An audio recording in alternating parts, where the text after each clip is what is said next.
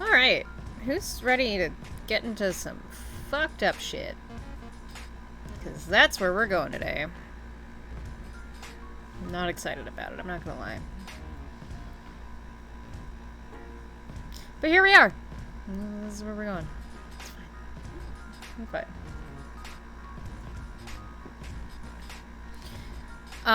Alright, so this is gonna be a not fun day. That's what's gonna happen. Yeah. So I'm Senpai. I'm Tony Stark. I am an Indigenous person. I'm Two-Spirit. I'm bisexual. And, this is not what my content is usually supposed to be about. And today we're taking a break because it is Canada Day. Hey, Jumpy. We're gonna call it Turtle Island Day from now on, because fuck you, Canada. Yeah, that's where we're at. I'm not bitter at all.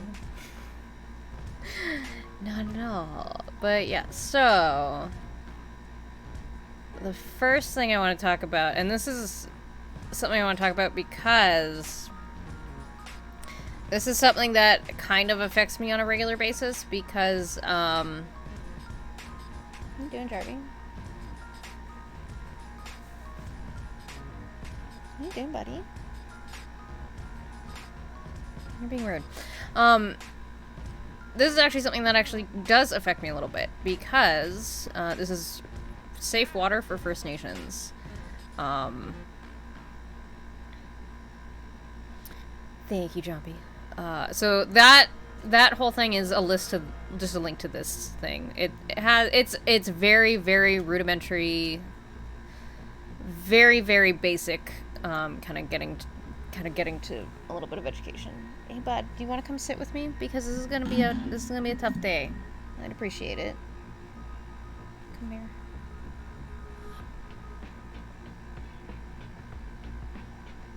Hey, come on up here.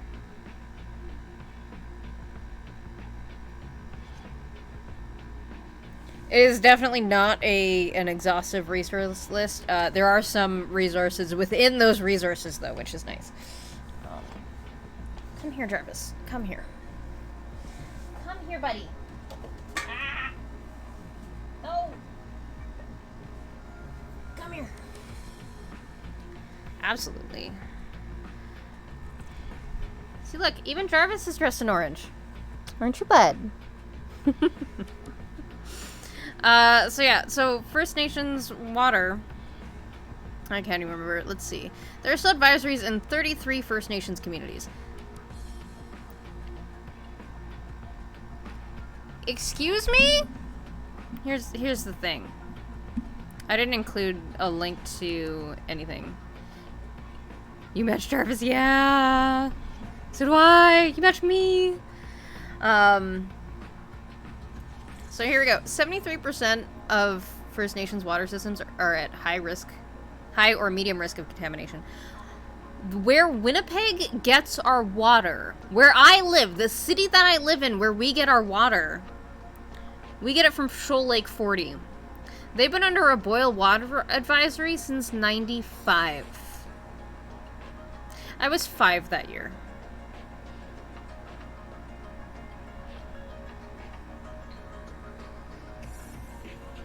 And yet people want to ask, well, that's a lot of money to spend to get water in First Nations communities. We wouldn't be having that same discussion if Vancouver or even Winnipeg were under a boil water advisory. Yep, they don't have clean water. They are under boil water advisory, and they have been, like, they knew back the year that I was born, they knew that there was going to be a problem there and that they need to fix it, and they didn't. And that is on both the provincial government as well as the federal government. So this is I think it's the last article that I linked in the document, but if you want to pull up the document, you can do that. This is horrific. Okay? Like,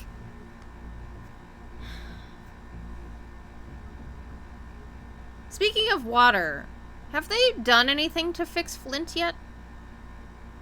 Because I know Flint, Michigan was in a really shitty place. They had a lot of lead in the water, but I think they've done something, right?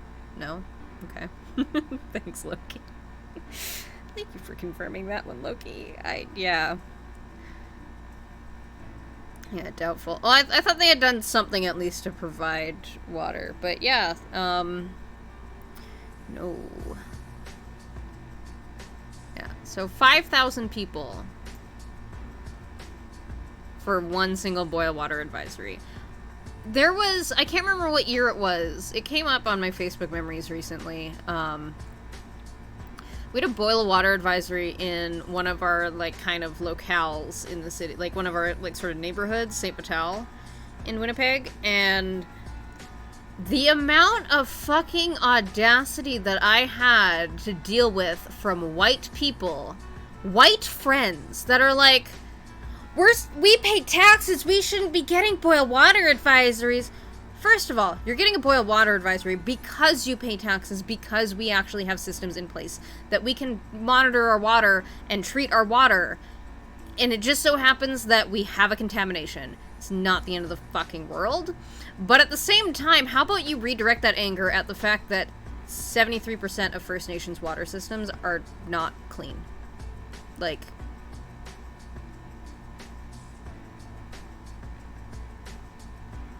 take that anger. Cool. Yeah, do it. But put it in the right fucking place. I don't want to fucking hear it.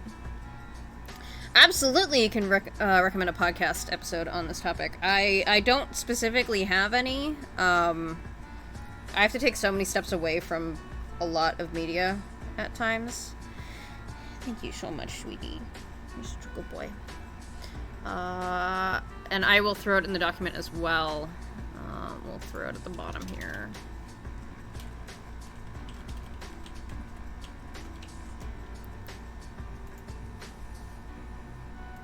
But yeah, that was something I wanted to talk about because, like, that's where we get our water in this city.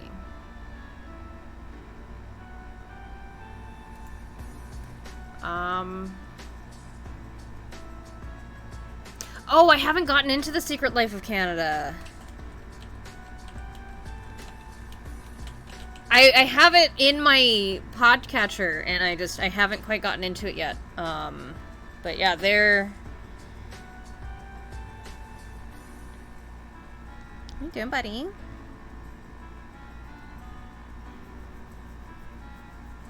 Can you lie back down? I need the support today. That'd be great. Yeah, they cover a lot of stuff on that podcast. I haven't gotten a chance to actually listen to it. I'm actually super behind on all of my podcasts right now. I have an episode in there from like 3 fucking weeks ago from something that I still haven't listened to because it's one of the funnier shows that I listen to. So I usually put that towards the back of the pile because I want to get all the heavy shit out of the way first. But yeah, I've been meaning to actually start listening to Secret Life of Canada. They're supposed to be really good. Okay, next thing I want to talk about.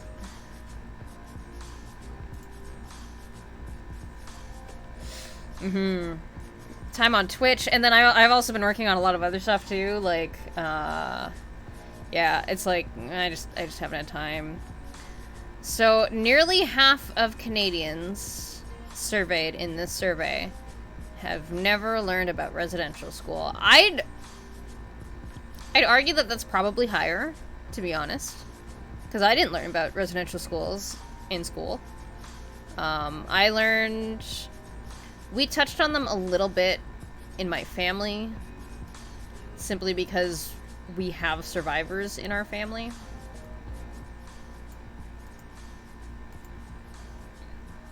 And that was about all I had learned about it, and then I had to seek all of this information out as an adult. We did learn about, like, Jesuit missionaries that were coming to convert Indigenous people to, you know, whatever their religion, like Catholicism, Christianity, whatever the fuck.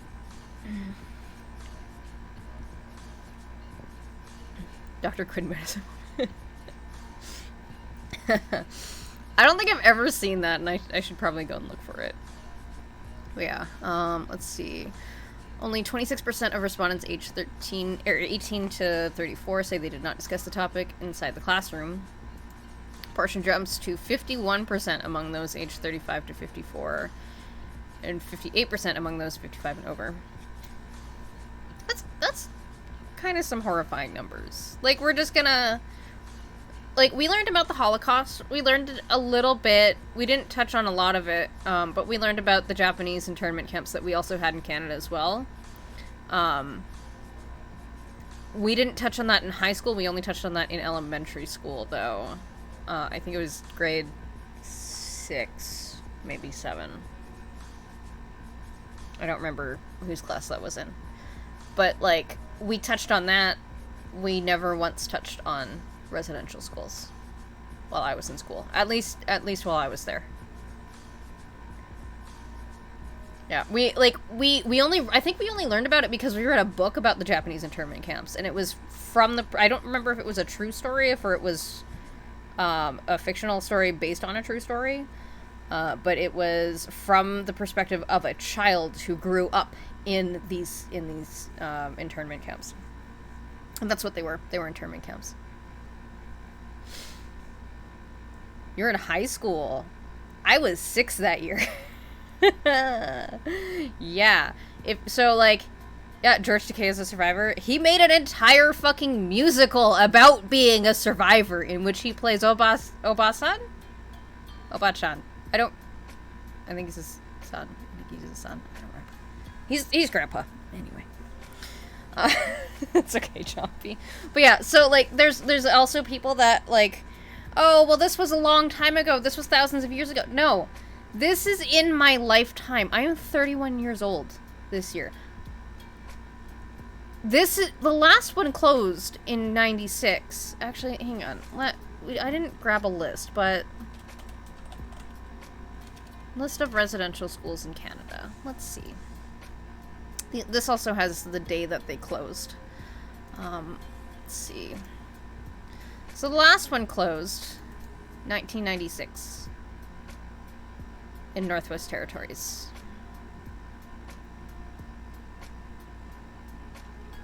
I'm gonna toss this in there too.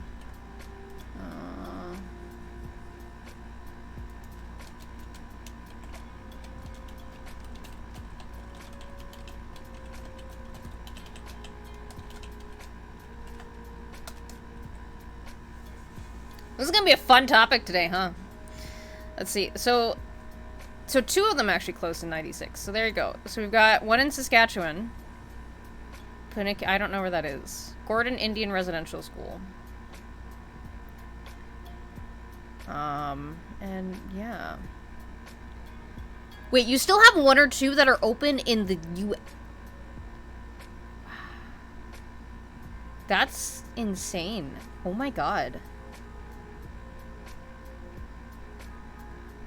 That's insane. That to me hurts. Like,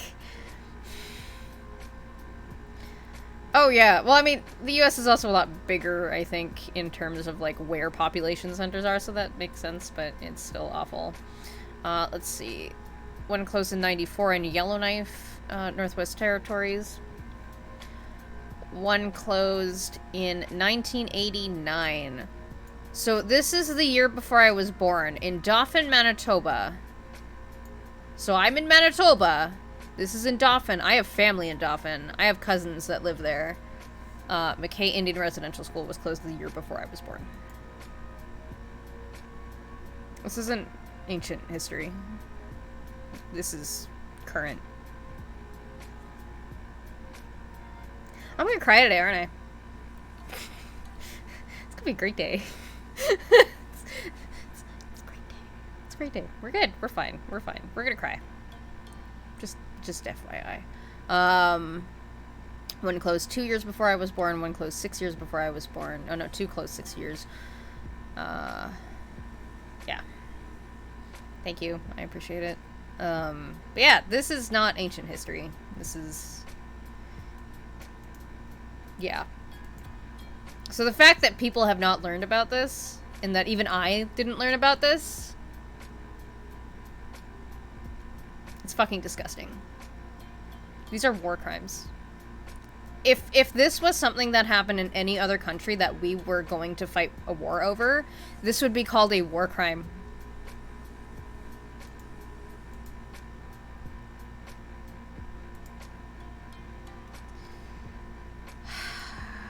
Let's go look at this one. So this one is residential schools in Manitoba. Some of these sites have been demolished. This is like what kind of stands there now.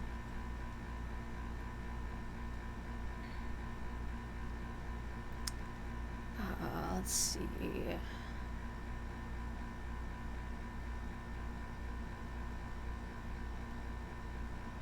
So, in Assiniboia Residential School, this was in Winnipeg. Oh, fuck, I think I know this building, actually.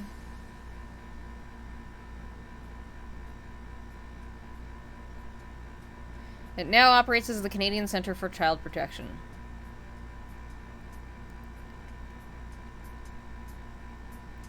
Located in Winnipeg on Academy Road. Oh, fuck, that's close by me, actually. I have lived around this building. Yeah, the irony, especially when, like, children are still being taken from Indigenous homes. It's fucking infuriating.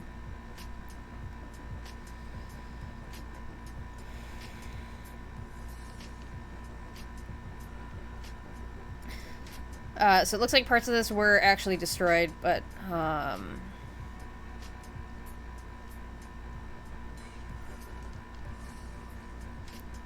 this is close to me. Like, this is actually physically close to me.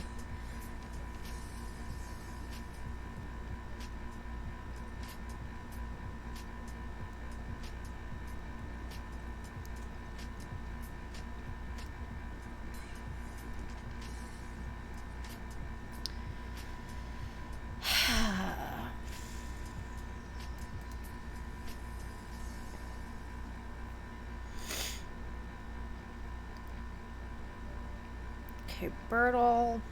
I don't know where Birtle is, actually. I should maybe pull up a map.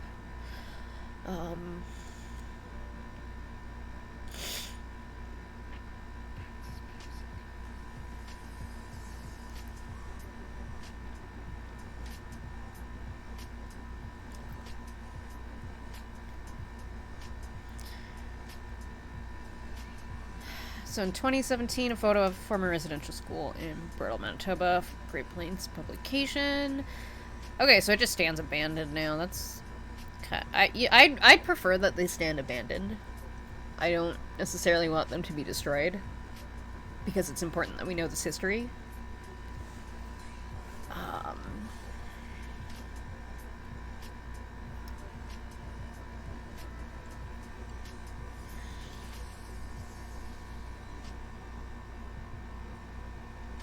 It's really hard.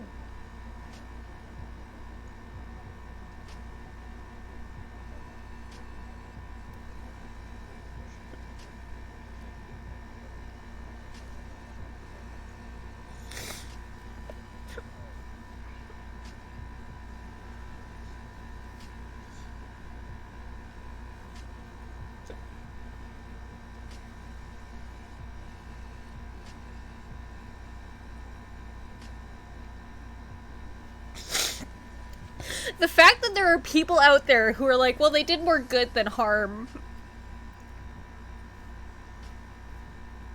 I don't know my language. And that's because of shit like this. Of schools like this.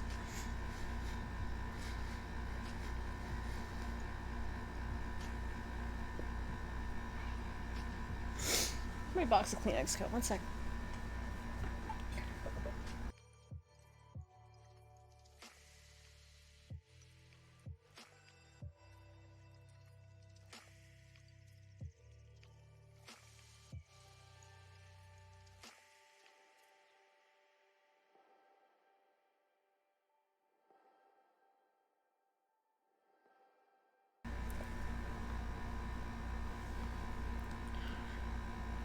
Okay, let's take a look at Brandon. So this was another one that they unearthed. They found, I think it was 130 graves, I think it was. I don't even remember.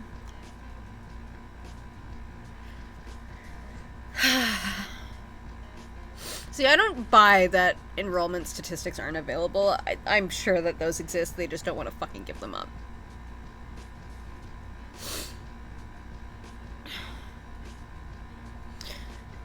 And here's the other thing. Historical documents show some students at the residential school were experimented on in the 40s and 50s.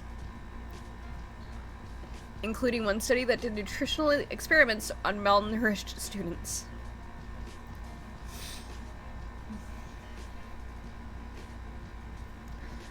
That's how we have all the minimum nutrition values on food, by the way.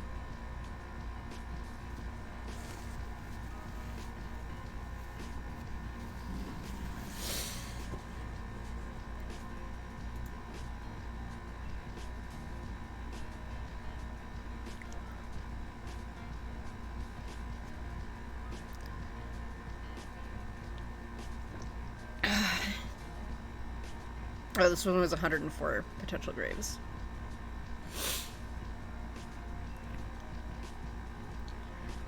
Churchill was demolished. Like, I kind of wish that they hadn't been demolished so that we could show.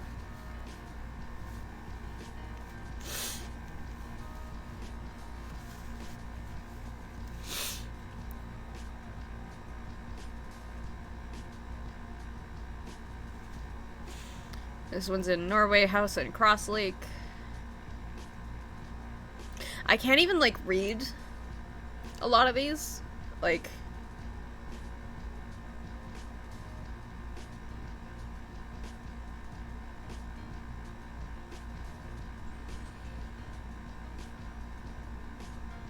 I don't know where Elkhorn is either.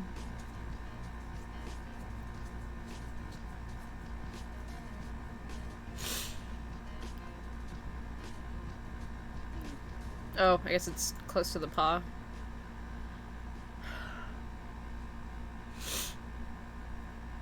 Like, this is horrific shit. And you have so many people being like, oh, well, they did more good than harm. Fuck that. Make the Catholic Church pay for these searches.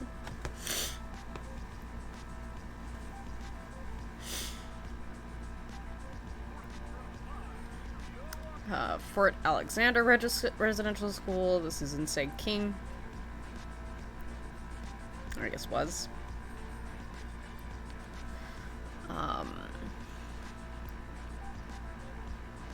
Guy Hill. So some of these don't actually show what happened to the school. Which I guess is like, I don't know, some comfort, I guess?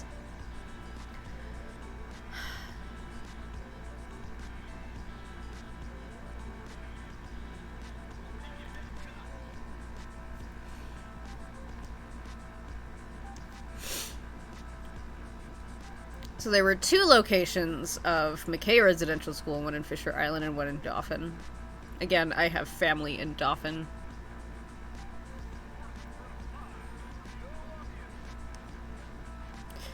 All of these closure dates... I'm just gonna point something out. This one, no.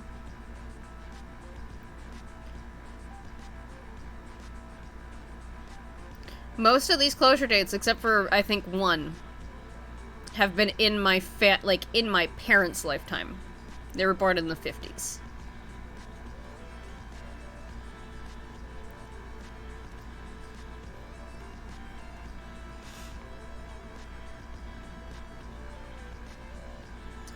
Fuck, I lost where I was.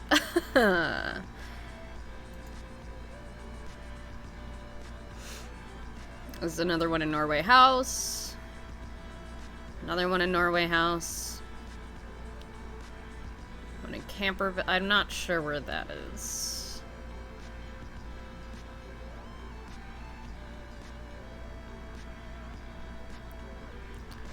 Portage of the Prairie. We actually found... My mom and I were in Valley Village, actually. And we were looking at the records. Like, vinyl records. Not like, you know. But we found a record, an album, that they had recorded of the choir from the school. And it was titled 150 Years of Progress. And at the time we kind of joked about it, like, oh, look at that. We have actual proof of racism. Look at that.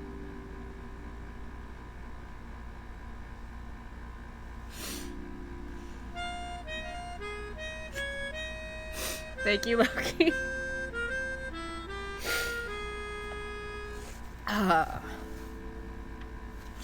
It's really hard today. Today's gonna be a shitty day. But yeah, so like this is also close to where I am. We should pull up a map actually. Let's do that.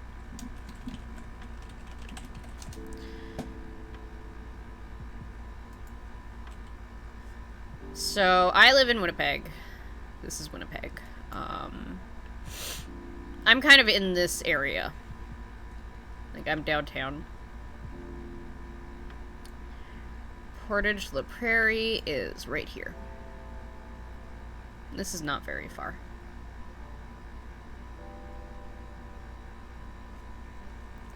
Just south of Foxhorn and Binscarth, Highway 16. Oh.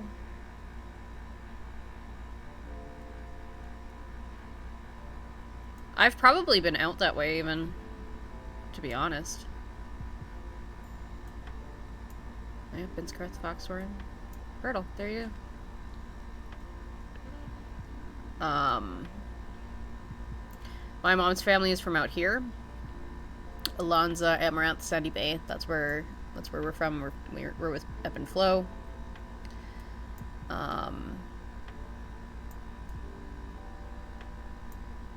I actually, one of my exes is from Norway House, which is right here. There's Rossville as well. So Norway House, Winnipeg. I think it's about around here. Here's Portage. Here's Dauphin.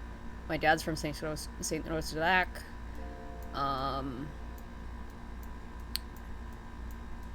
Churchill. Like, these are all spread out, but, like, also, they're very close.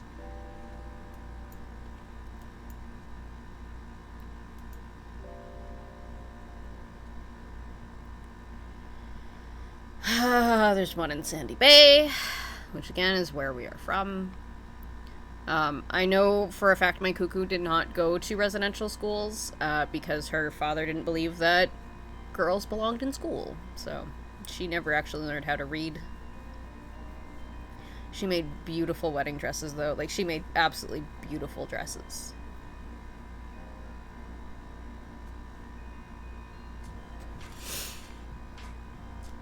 So yeah, all of these schools, except for one, closed within my parents' lifetime. That is horrifying.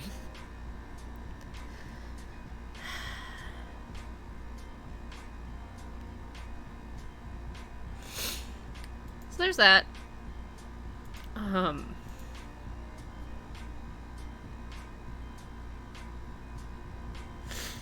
Let's do this one first because it comes first. Yep. Oh yeah, like I think it was 3 of them. I think we looked at on that list. I put that list in the document. 3 of them closed within my lifetime. 2 closed the year before I was born.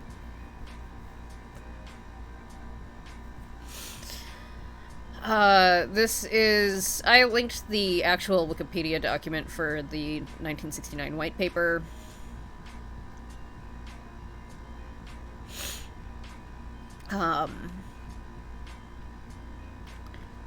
Again, a horrifying thing to happen.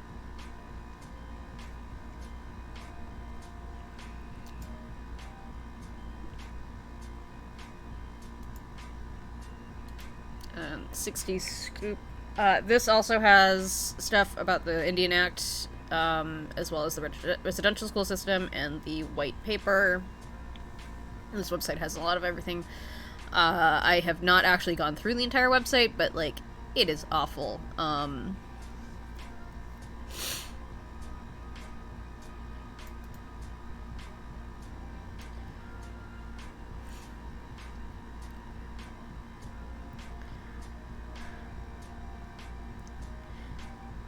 The whole 60s scoop thing is, again, horrifying, and something that would be called a war crime in other places. But because it's here, we don't call it that.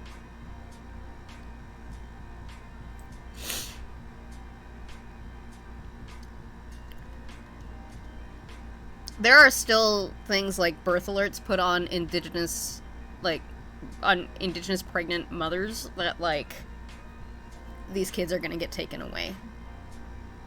That is still a thing that happens to this day. And, like, I don't want to be a parent. I don't want to have my own kids, but, like, I can just imagine. I can't even imagine the horrifying. I can't.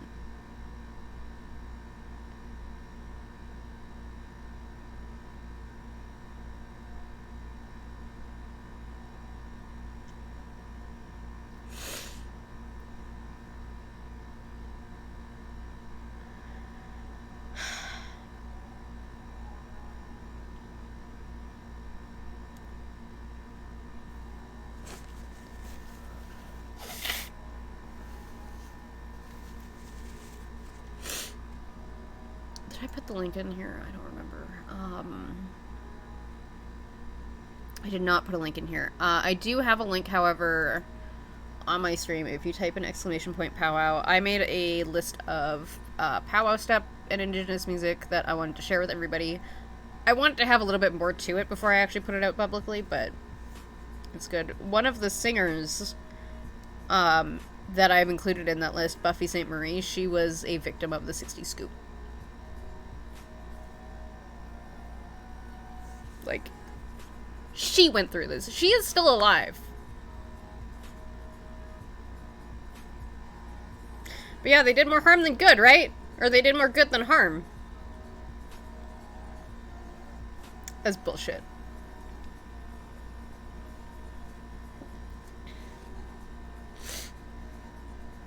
I love that, Loki. Thank you so much.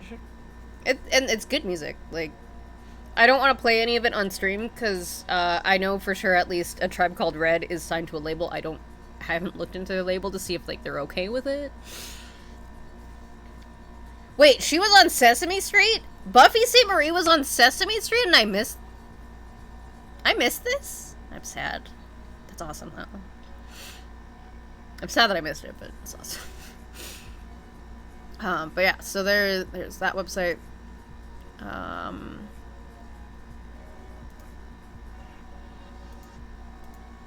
This just happened yesterday. We found 182 graves. Again, unmarked graves. Here's the thing. I've also seen the argument that, well, did these parents ever even, like, notify police that their children were missing? These parents weren't told! These parents were systematically kidnapped by the RCMP, by the government, from their families to put in these schools.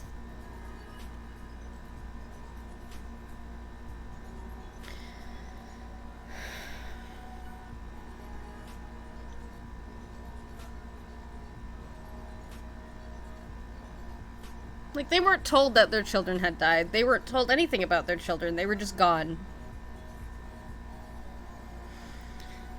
Exactly. Like, Black and Indigenous and people of color have every fucking reason not to trust police. I didn't link specifically to it. I linked to another episode in it. Where is it? This one. So I linked to Canada Land Commons. They did... Hang on. They did a whole series about the police.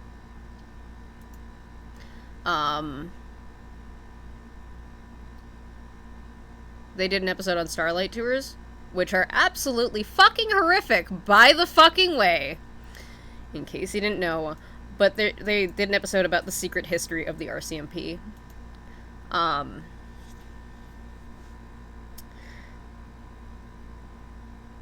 They still have the noose that was used to hang L'Oreal, and they parade it around like it's some sort of fucking trophy. To this day, they have that.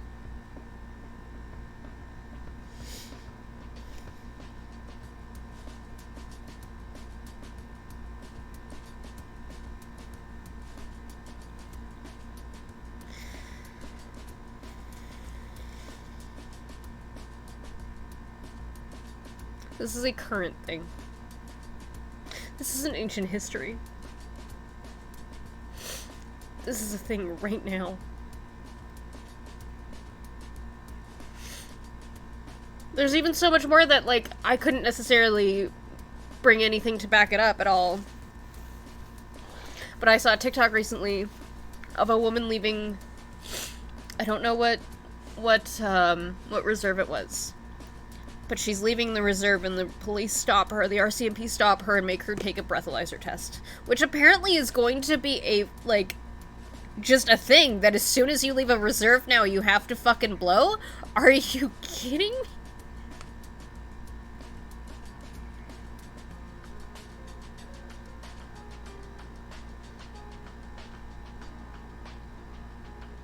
Like,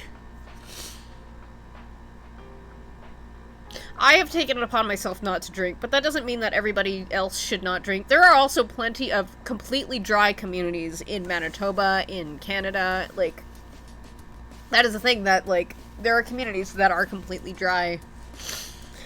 But, like, that, like,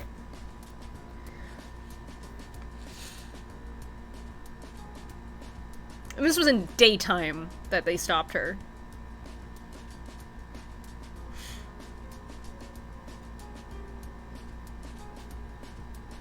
Just because she's leaving the reserve.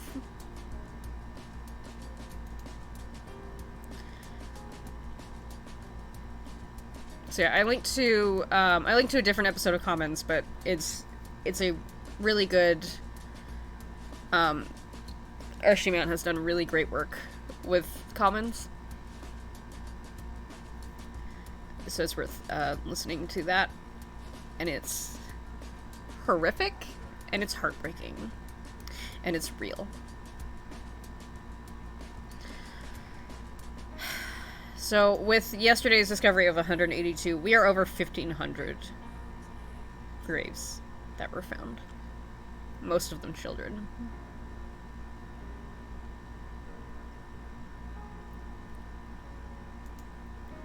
I can't even read a lot of these documents because I can't. Like, I just...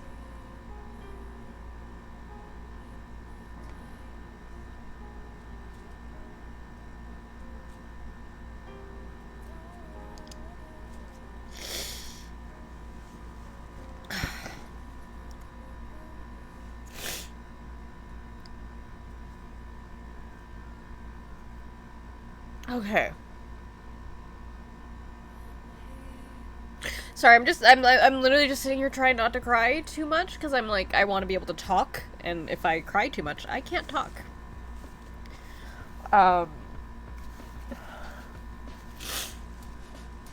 Another thing that I've linked in the document... Thanks. Another thing that I linked in the document was the Coursera... This is a free course that you can take to learn about Indigenous Canada. And like, so this is through the University of Alberta, which is phenomenal.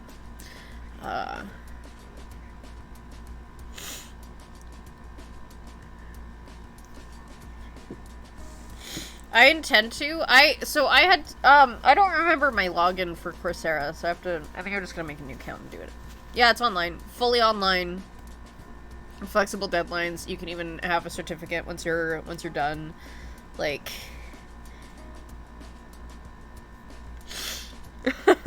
Thanks, Coco. But yeah, that's in the document as well.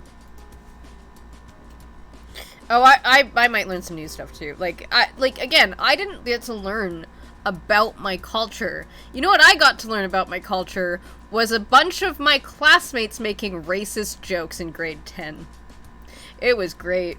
And then finding out that my so-called best friend at the time decided that she was she let slip that she was also just as racist as everybody in my class that same year.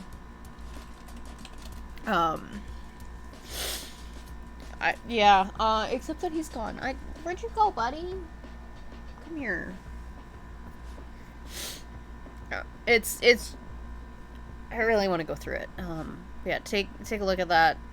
Also, I signed back into my Bitly account, so I have short things. Oh, yeah. So I'm gonna be trying to go through that in the next little while.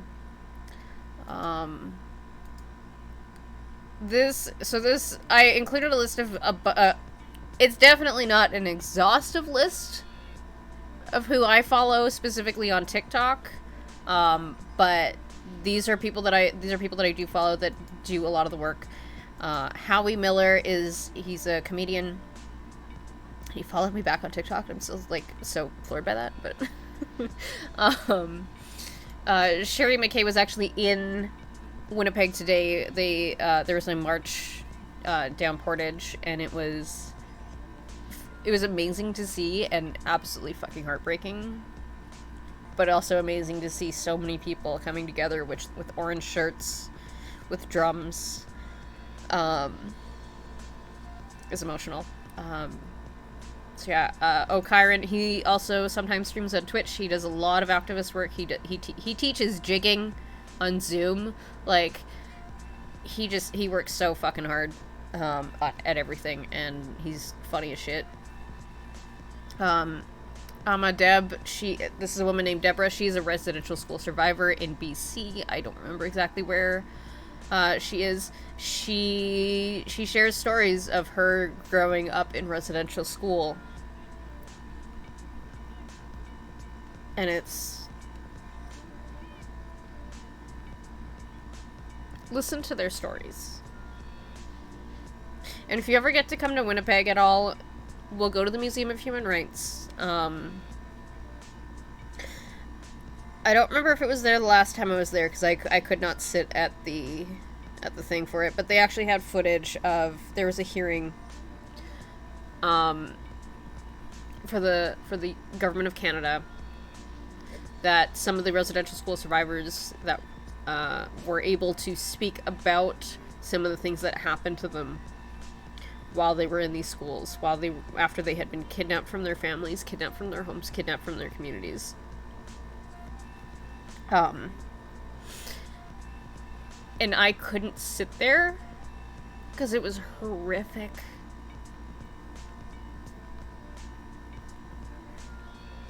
And there are things that I can't share on Twitch because I'm pretty sure it will get me in trouble, which makes it that much more horrific. Again, these are something that would be considered war crimes in different places, and yet they did more good than harm.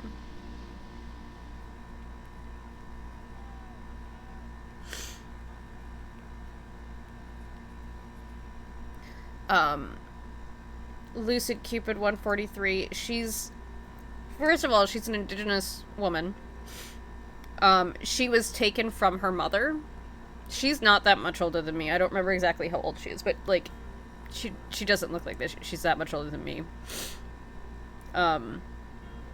She didn't know her birth mother until, like, I think recently, she had said. And, like, she doesn't have that connection to her own family that is, you know, like, she is a victim of our child welfare system that is supposedly there to protect children, which isn't fucking doing that.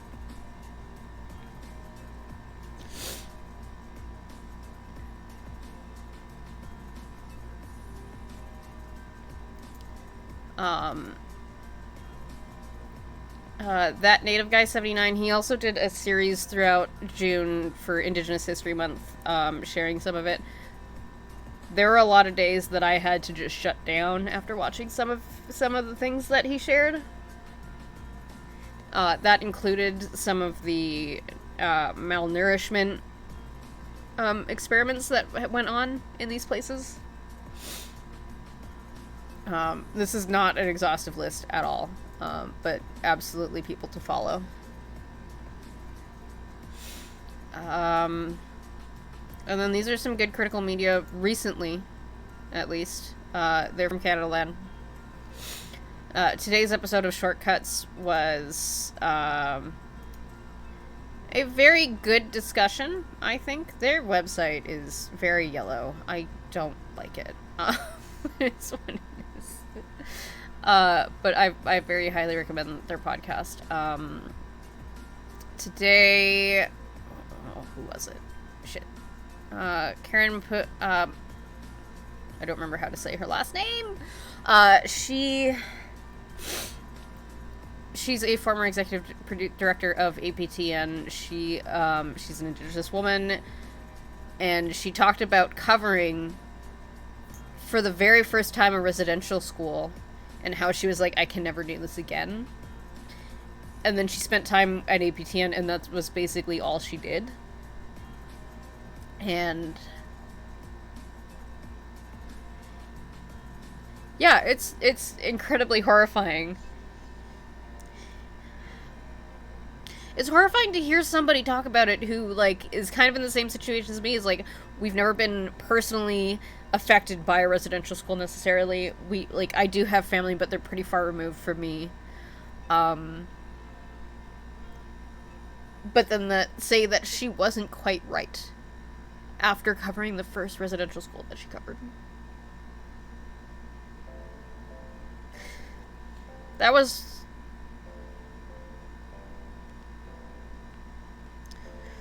really hard for me to hear, I'm not gonna lie.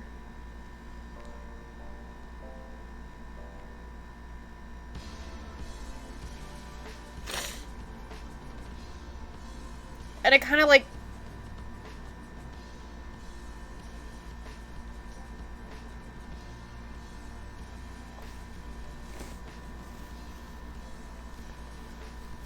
I'm so glad I didn't decide to put on highlighter today.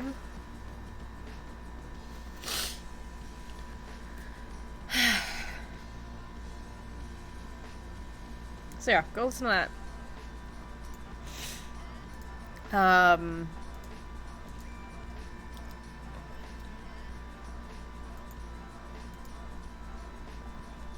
The Backbench is a politics show on Canada Land as well.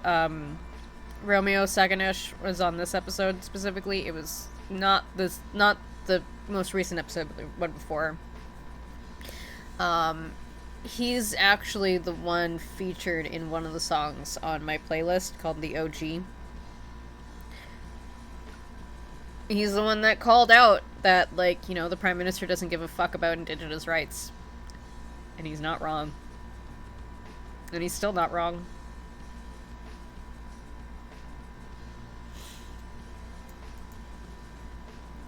Because if they did care, there would be something done about it.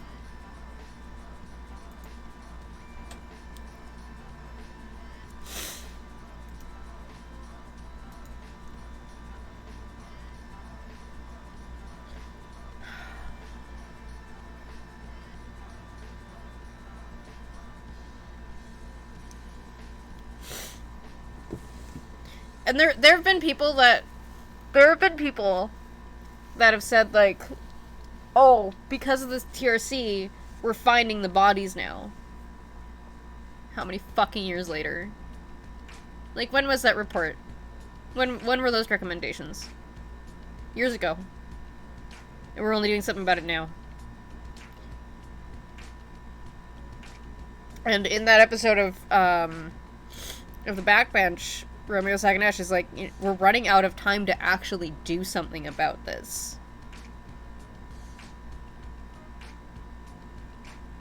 I mean, he's not wrong.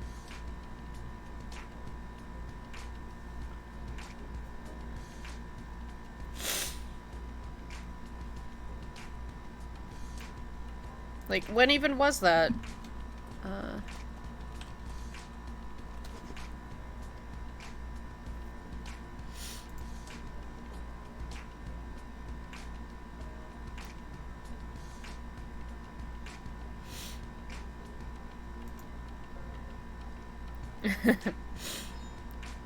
Oh, we're gonna find out right away.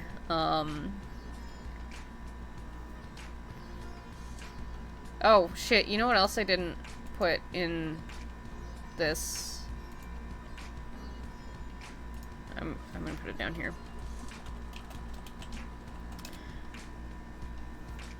So Jumpy recommended The Secret Life of Canada. I'm also going to recommend Thunder Bay. This is put together by Canadaland as well. And it's put together by Ryan McMahon, who's an Indigenous man. And it's, once again, horrifying. You don't know how much you could say public? Maybe don't say it, and I don't know for sure.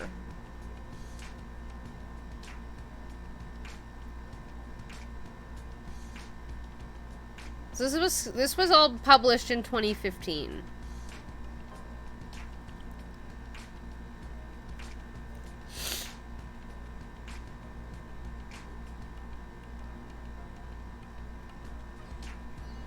Like, I'm not even fucking sorry at this point. Like, Justin Trudeau ran on this platform of like, oh, you know, we're gonna have reconciliation with Indigenous peoples, like we're gonna do that. And they haven't done fuck all. They've done this.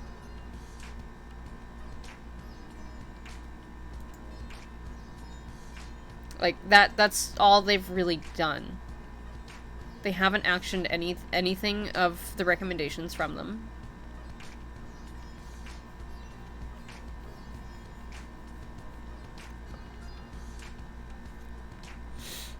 And when it came time to actually listen to Indigenous people at Wet'suwet'en, he basically told us to sit the fuck down.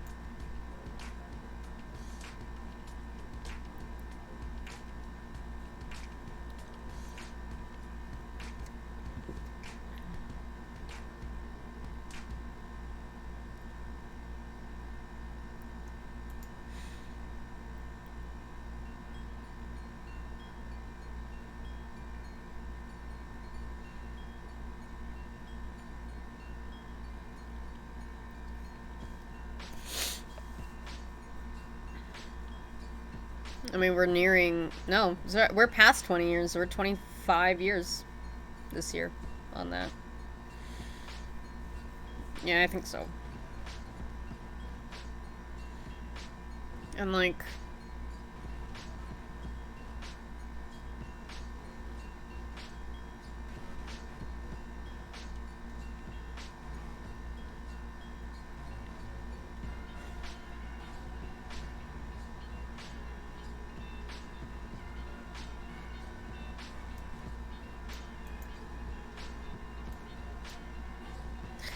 And like, there's a lot more that I could say about a lot of things too. That like,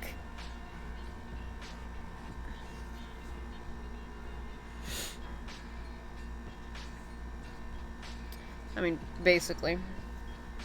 But like, there's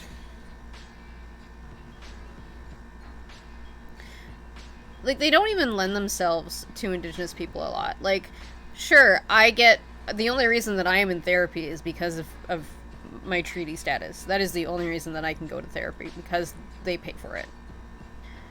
But the things that they don't pay, the things that would actually help people versus what they do pay for, the things that keep us down.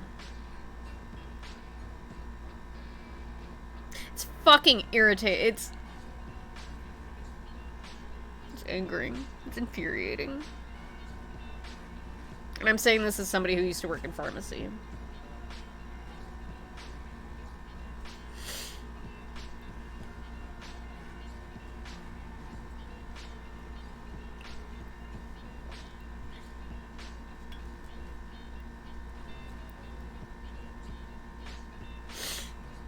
As well as somebody who has, like, a horrible back pain a lot of the time.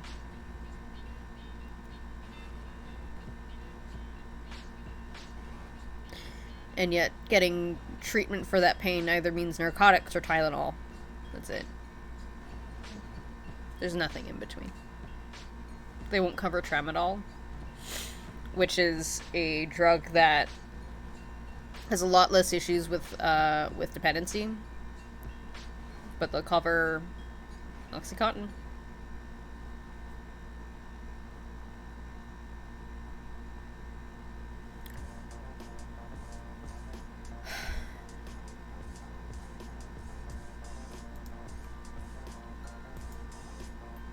Like, they'll cover things that keep us down, but they will never actually give us what will actually help heal.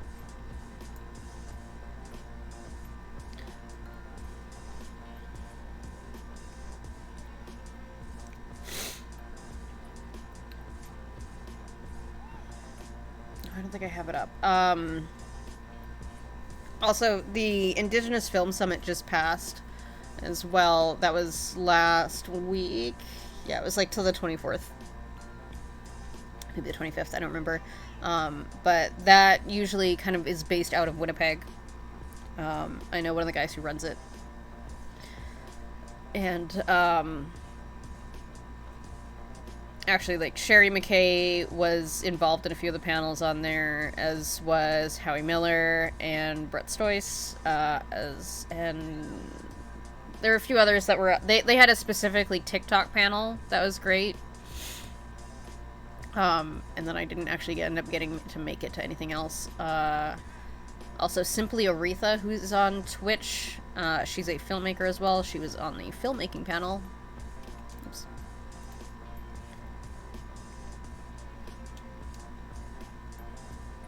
Alright. I think it's time we lighten the mood, because I'm feeling awful. Something's weird with this right now, because it's showing Taco Lucas a Mythic Plus score. She shouldn't have a score.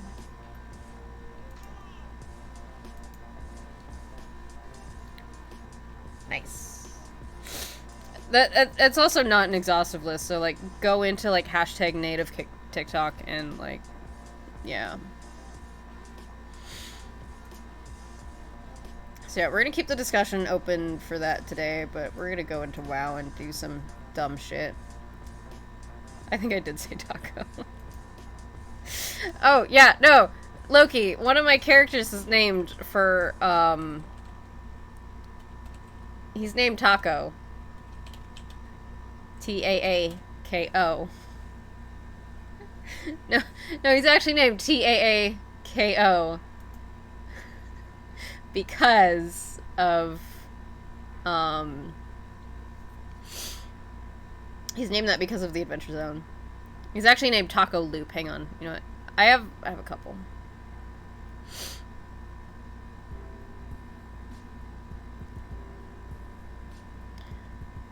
Wait, help what?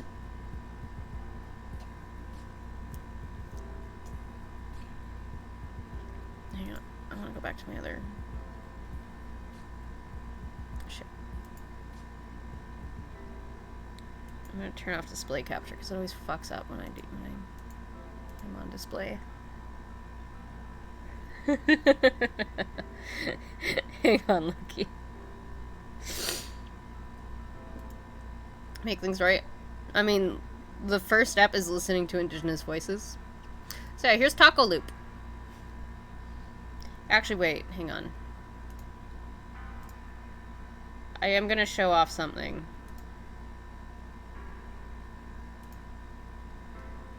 I'm gonna take this off screen, hang on. So I had this idea. I've told you about it before. Demon hunters, but make them indigenous.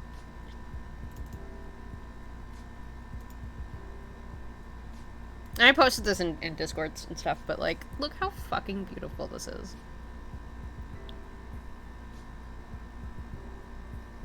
I'm getting emotional again over it.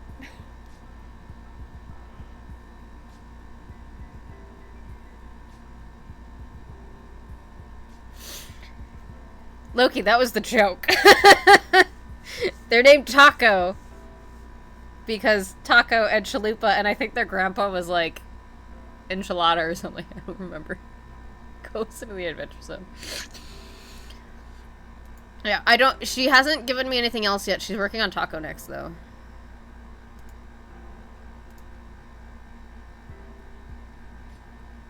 Okay, turn off display.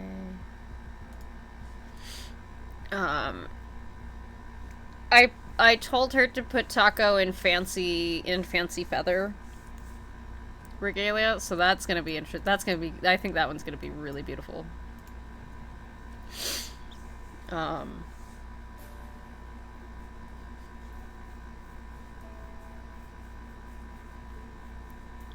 Your food is now a mushroom. Why is your food a mushroom?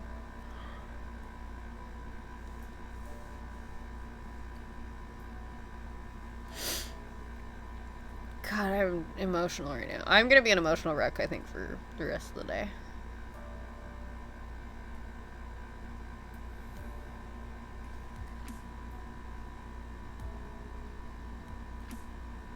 You ate a mushroom and now you are.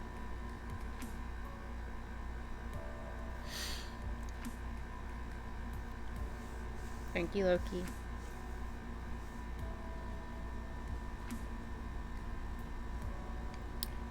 Okay, my roleplay, I don't care. Shit, what did I want to do?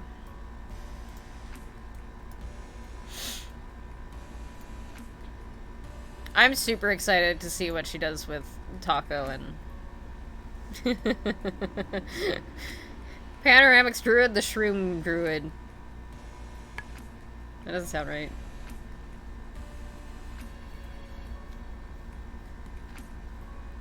Flux, here's the problem with that. It's the Catholic Church.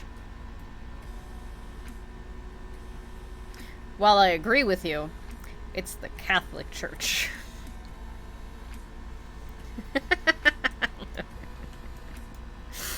I'm actually getting a bit hungry. Oh, it is absolutely what they deserve. But they're also a multi-billion-dollar organization. Which isn't a good thing, but... What troubles you?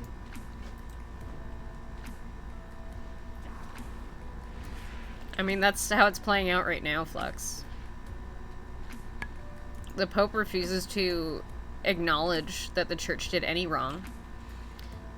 And he instead says, well, no, we did more good than harm.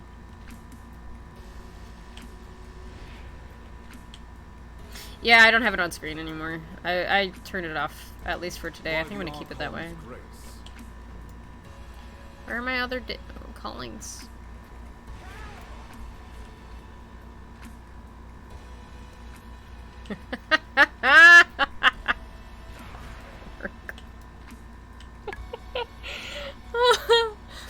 Remind me never to be around you if you eat mushrooms.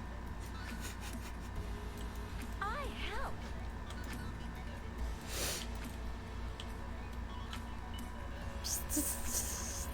Just yeah.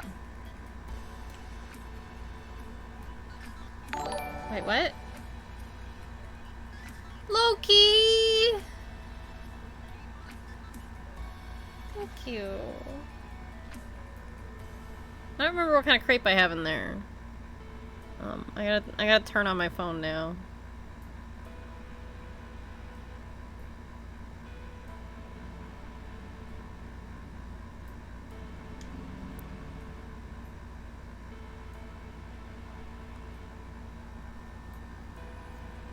Gamer, I'm sorry. Yes, mortal. This might not be the place for you today, though. Not gonna lie. Because we've been talking about some really heavy shit and crying a bunch, and yeah. It's a great day.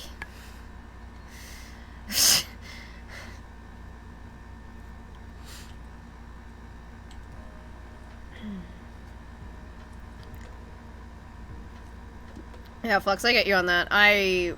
Personally, I fucking cannot stand Catholicism. And I literally joined the Satanic Temple mostly to make Catholics pissed off. Also because if I want to go and get, say, a hysterectomy, which is something that I've been wanting to do for a while, and they say, oh no, you're too young, you might change your mind, you might want children, I can be like, actually, I'm a Satanist. Please give me surgery. Yeah. Okay, hang on. Person uses growing pains like exercise for your soul. When you exercise your body, it gets sore as it rebuilds and gets stronger.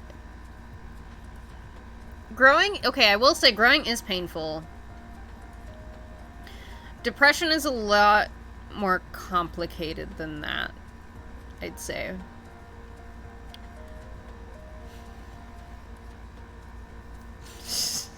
Loki.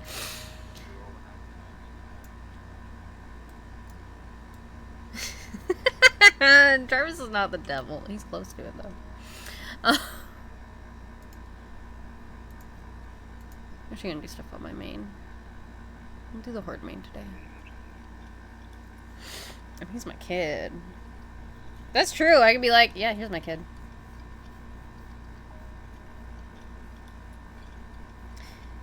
Wait, gamer, what? I'm confused.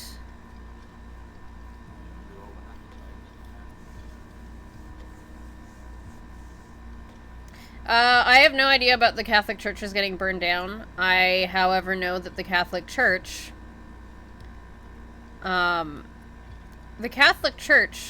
ran 70% of the residential schools in Canada.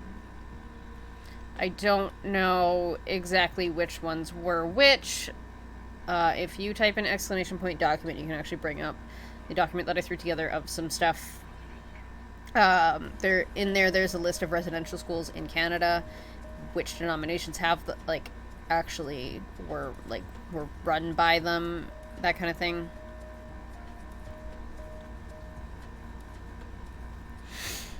I'm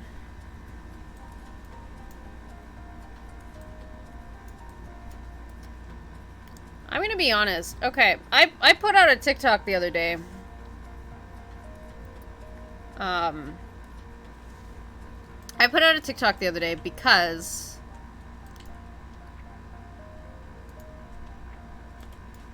I'm an Indigenous person, right? It's a fact. Can't change it.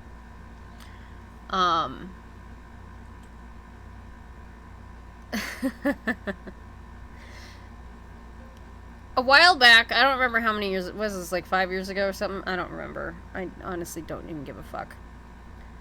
But Notre Dame, a portion of it had burned. And so many people fucking flocked to donate money to rebuild it, to, you know, whatever. And, it, like, I didn't exactly celebrate that, hey, this building has been burned. But I had people who would ordinarily be quite critical of religion as a whole be like, oh, well, what about the loss of culture to an Indigenous person? What the world needs now is love, sweet Thank you, love. Kitty. The Wild Hunt welcomes you.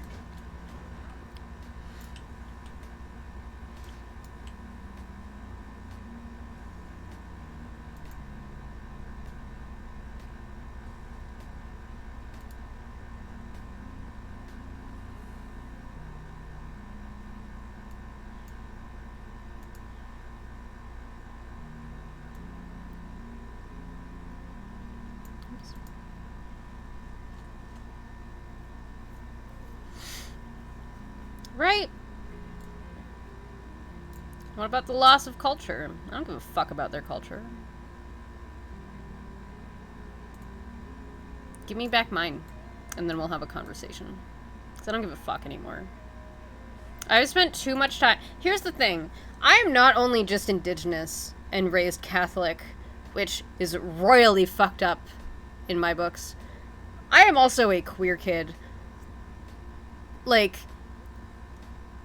I'm also AFAB, which is great for puns. Not so good when you're a fucking Catholic, because all they're gonna do is make you feel shitty about, oh, you're not allowed to have sex. Oh, you're not allowed to use birth control. Oh, you're not allowed to do this. You're not allowed to do that. And yeah, we're gonna be fucking critical of the goddamn church today, because you know what? Fuck it. We're choosing violence. I don't give a shit. I'm fucking tired and angry.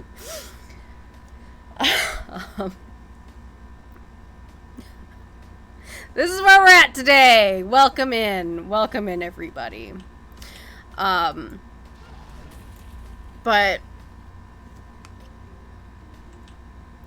I have been made to feel bad by the Catholic Church because of things that I can't control, because I have a uterus, because I happen to like people who are the same gender as me, as well as the other gender, or as well as any other gender that I find attractive. Like, it doesn't fucking matter.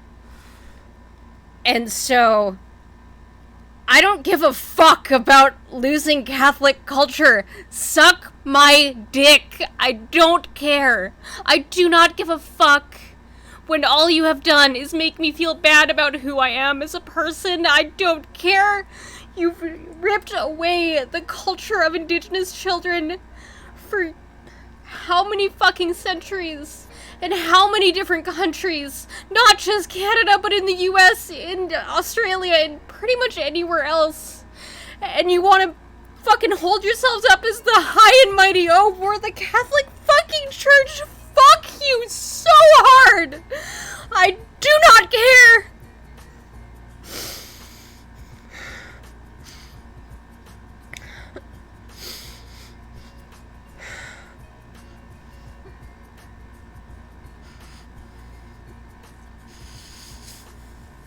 Thanks, Keely. I'm sorry. I'm.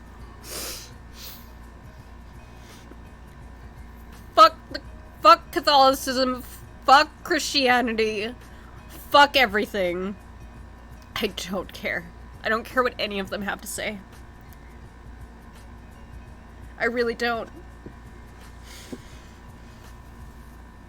Oh no, Flux, no, absolutely not. Like, today is gonna be a shitty day no matter what. Like, I was already upset, let's be fucking real. We've been talking about residential schools so far today, and like...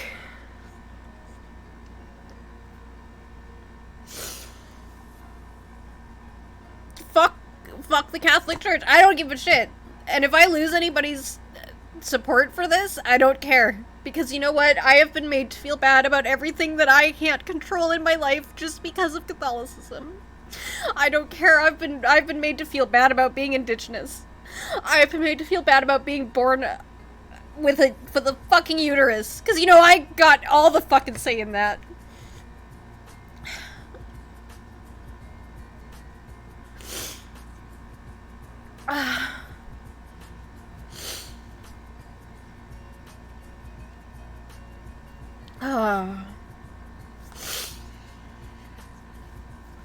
I didn't get a say in me being bisexual, and fuck, I would not have chosen it. I wouldn't have chosen to be a woman, I wouldn't have chosen to be Indigenous, I would have chosen to be a white straight cis man, because why the fuck? Who the fuck would have chosen anything that I am?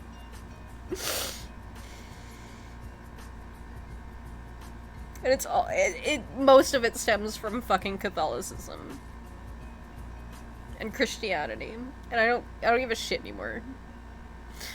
Suck all of the dicks.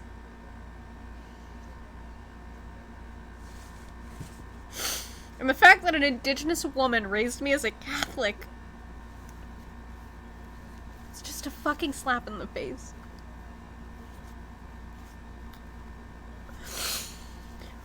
Oh.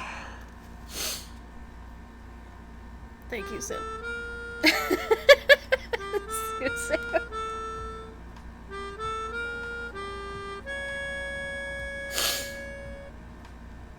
Be gay, do crimes, burn down those fucking churches. I don't give a shit anymore. Not actually, but... like, make sure no one's hurt, but...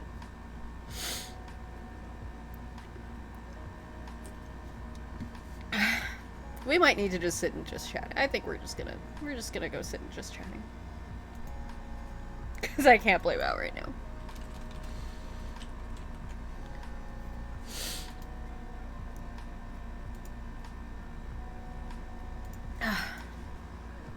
I can't focus on it, so...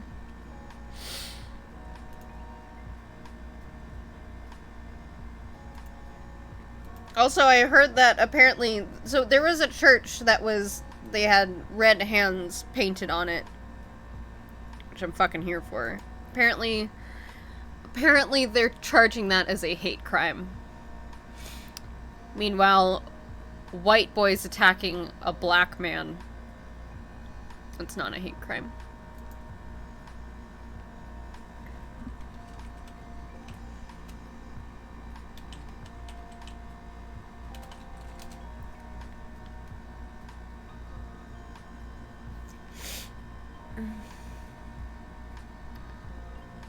Excuse me.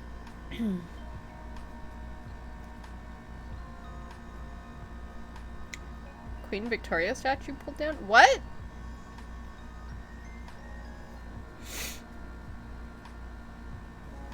Was I here?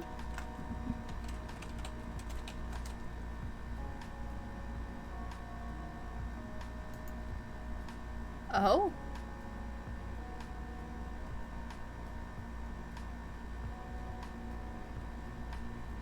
Oh. I had not seen this.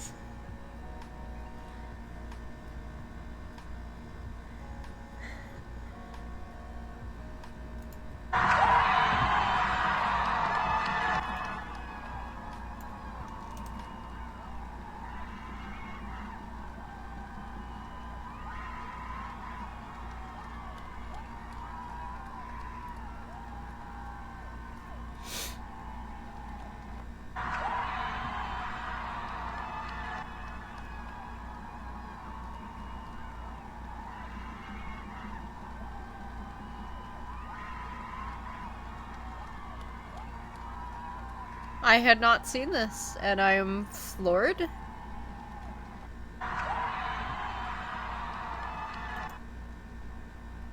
Does help a little bit.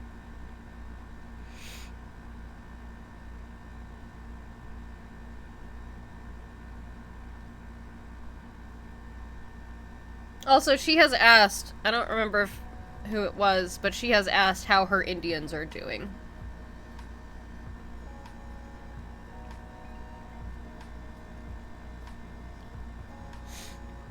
I woke up and hopped on TikTok and people were live at the event, like at the march. They were still all the way up Portage though, like over by Dollarama.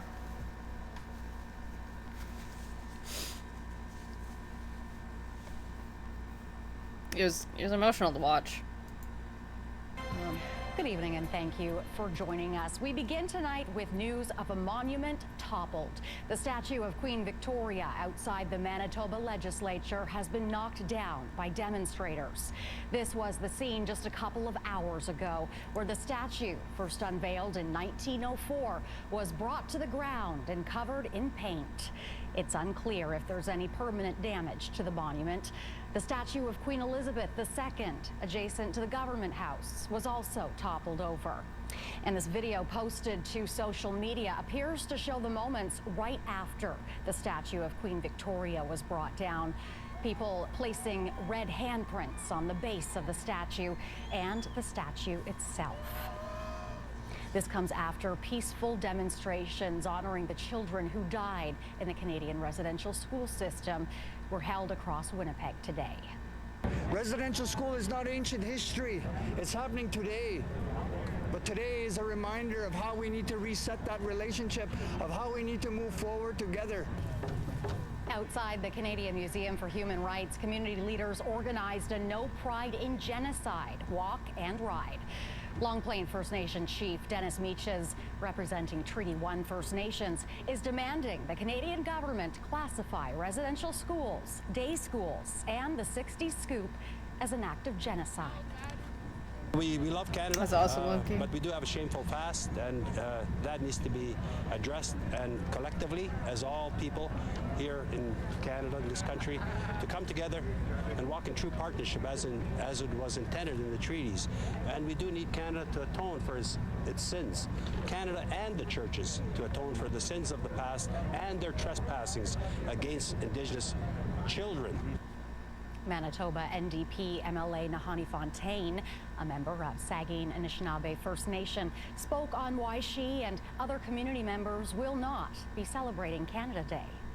Today is a day to reflect, acknowledge, honor, and stand in solidarity with Indigenous peoples while embracing a very hard truth. Until we embrace that truth, as uncomfortable as it may make us, there is no reconciliation on our territories. The demonstrators, clad in orange shirts, then made their way to Portage in Maine, where the Remembrance Walk continued to move through downtown Winnipeg. Participants whose family members were forced to attend residential schools say acknowledging the history of the residential school system is a crucial step towards true reconciliation. acknowledgement, don't deny it. And for non-Indigenous people, the best thing you can do is stand beside us. We've been mentioning this for generations already, that this is happening. But now that these children are being recovered, I think it's starting to start a conversation between everybody in Canada to make it more real for those that had no idea. Orange flags were also placed on the front lawn of the legislative grounds to serve as a symbol of the children who died in the residential school system.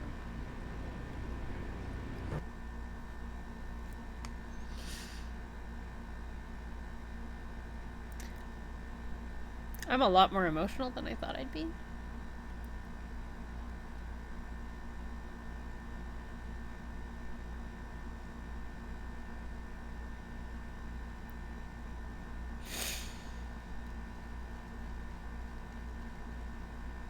That was great, though.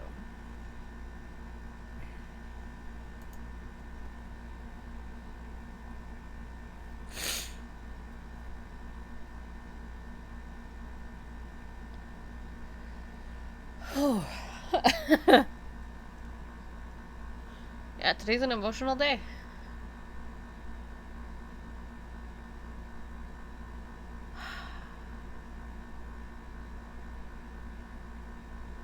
And like,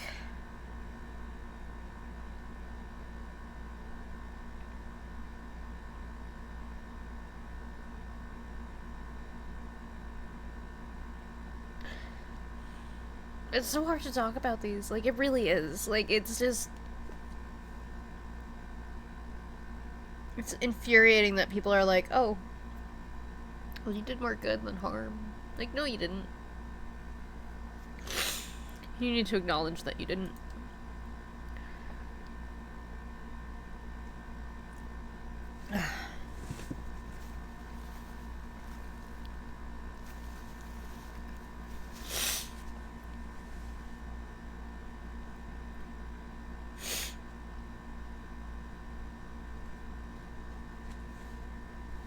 It's not just the Canadian government, though. And I'm going to bring up that list of residential schools again. So this shows what denomination they are. Anglican, Baptist, Methodist, other, Presbyterian, Roman Catholic, and United Church of Canada.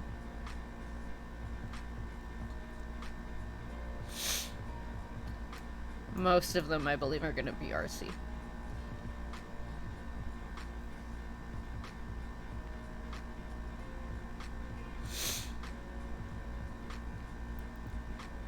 I don't know if... So, like, up here it's about 70% of the residential schools are run by the Roman Catholic Church. I don't know how that number differs for the US.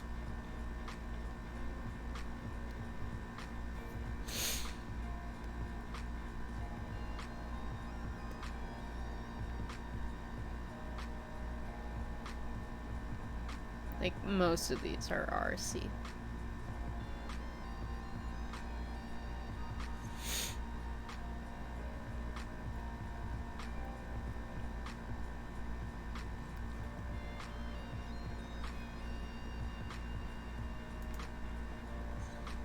Today's a rough day.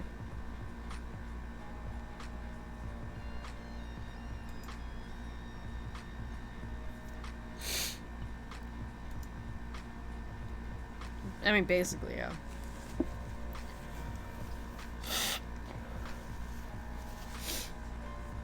I want to pull up a map again for a second. Where was that one?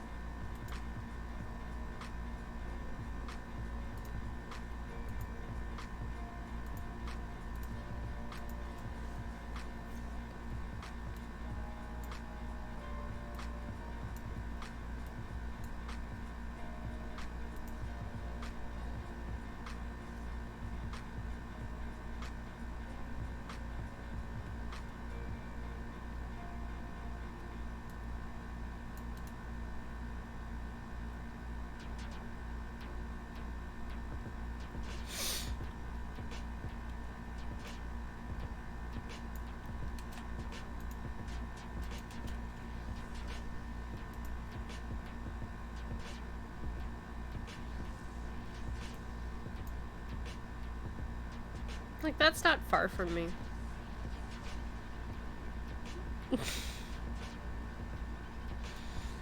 People should know better.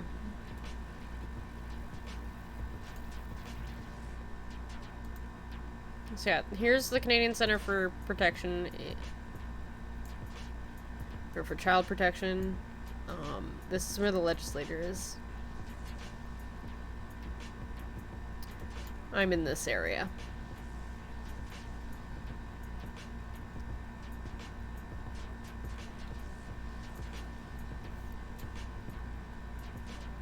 That's how close that was to where I live now. I used to live on Grant. We go to Grant Park Shopping Center a lot to go see movies because their theater's awesome.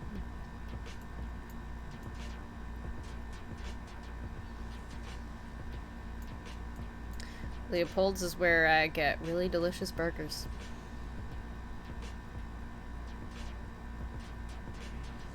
Like, this is stuff we can see.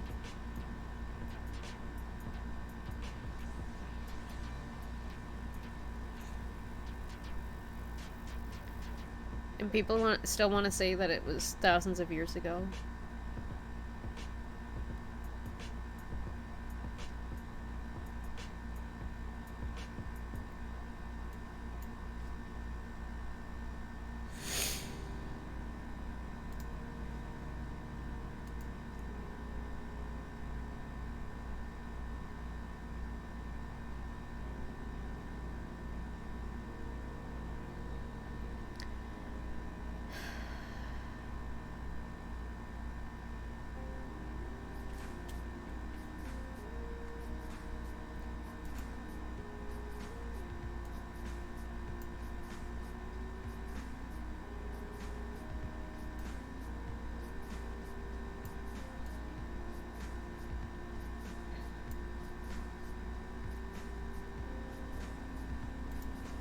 Oh, they're actually closed right now.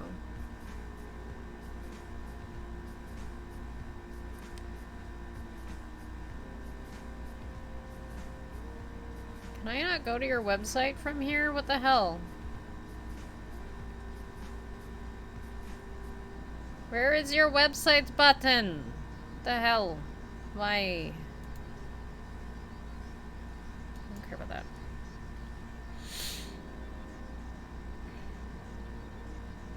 I mean, oh, here it is.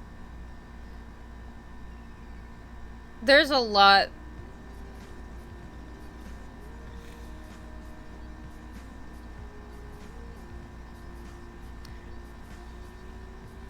I don't know what to tell you, Oracle. I really don't. No, it's there. I'm blind and tired and emotional.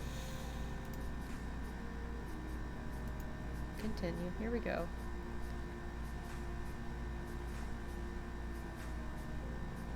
Oh, we can actually explore the story.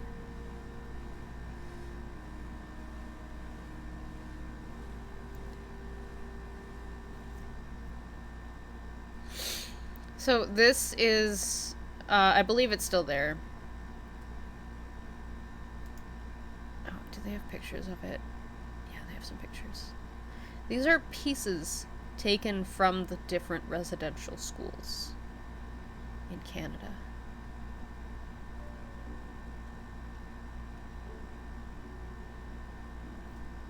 And they made a sort of witness blanket.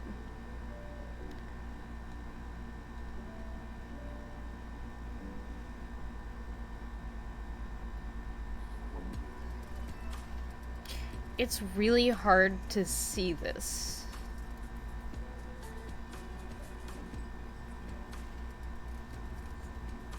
Like in person.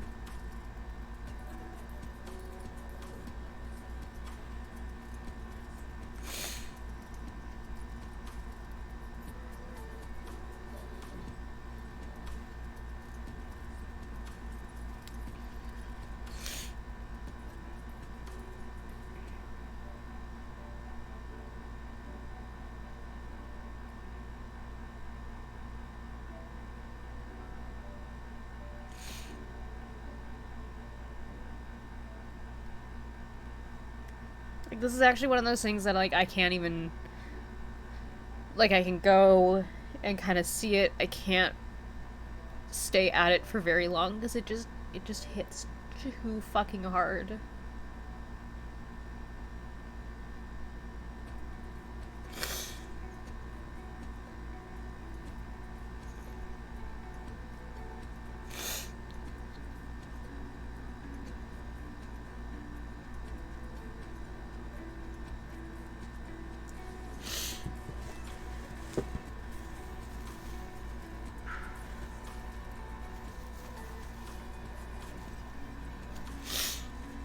But they have a 90-minute documentary, if you want to go watch that. That's on the Museum of Human Rights website.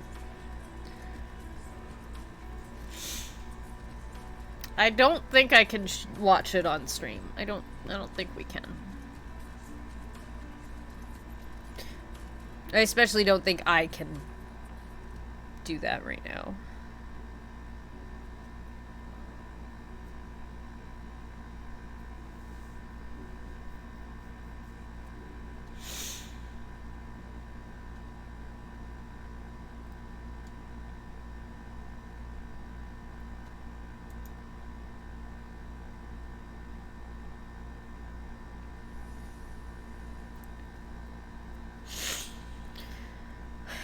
I don't know about at all, but emotionally right now I can't.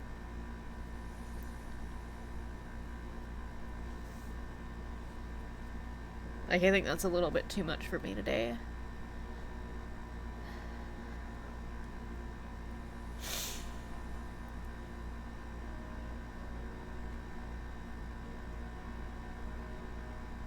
And here's the other thing, is all of these children...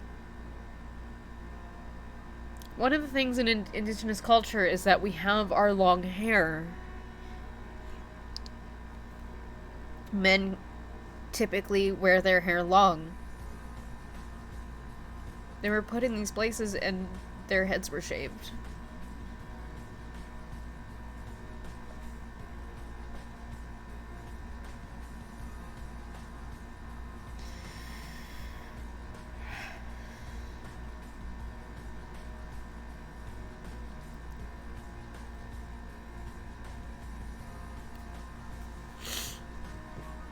Yeah, that's the thing, is like, I don't want to mess with any bots or anything. It's also freely available on the website, but like, I don't think I could handle it right now.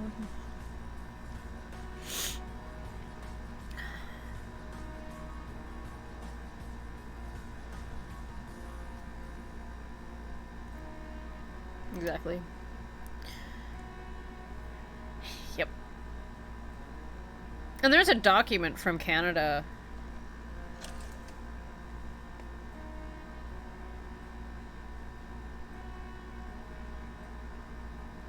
There's a document from the Canadian government of Canada back in like 1921 or something.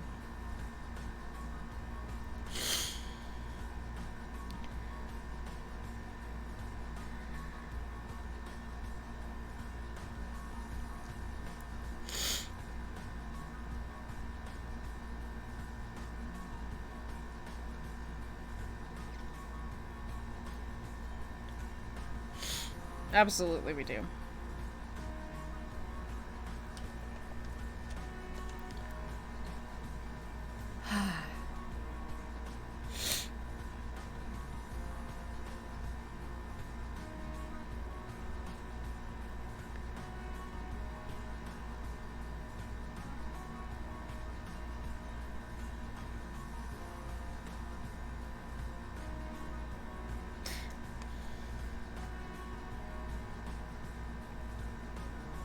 I cannot stress this enough.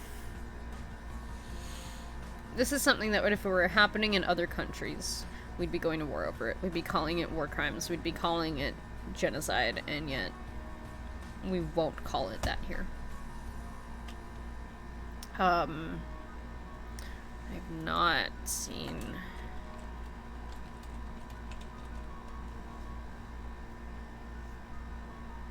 That feels like that's not the right thing. I'm not logged into Facebook on... I braided my hair today.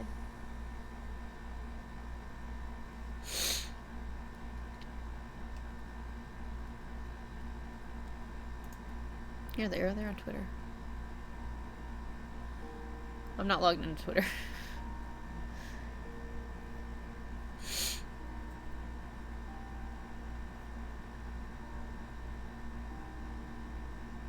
They also have not tweeted anything since May of 2018. I feel like this might not... They might not be very... Oh, I don't think they're around anymore. That sucks.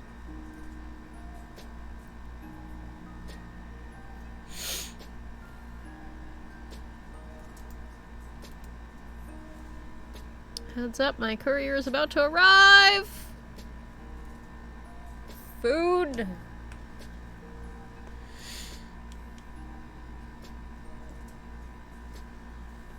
I'm excited for that. Thank you so much, Loki. I know I said it earlier, but I can't say it enough. I appreciate you.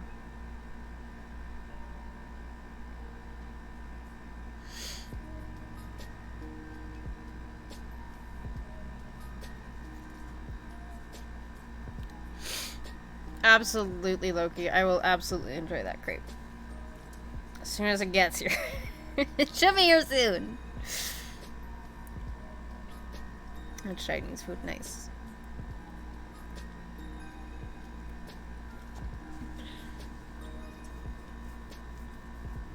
They don't seem to be... I don't know if it's because, like, maybe they, like, let stuff lapse online or what, but yeah, they don't seem to be an online presence anymore.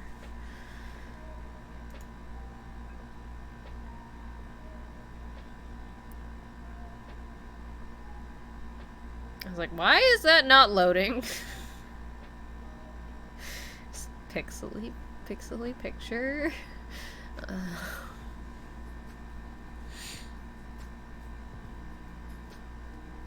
don't remember what crepe that is. I think it's peanut butter banana.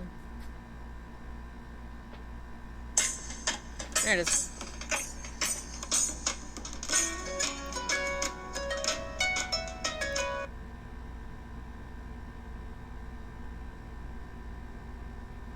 Sorry, I had to with the music.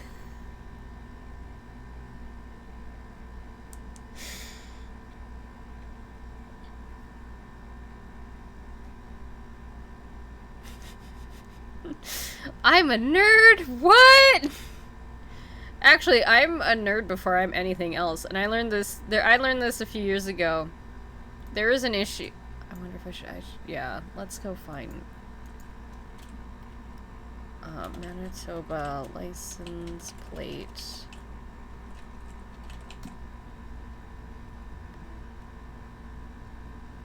So it wasn't this one, but I giggled at the idea of this license plate, right? I did. Because to me, what's the Borg? We are the Borg. Resistance is futile. You will be assimilated.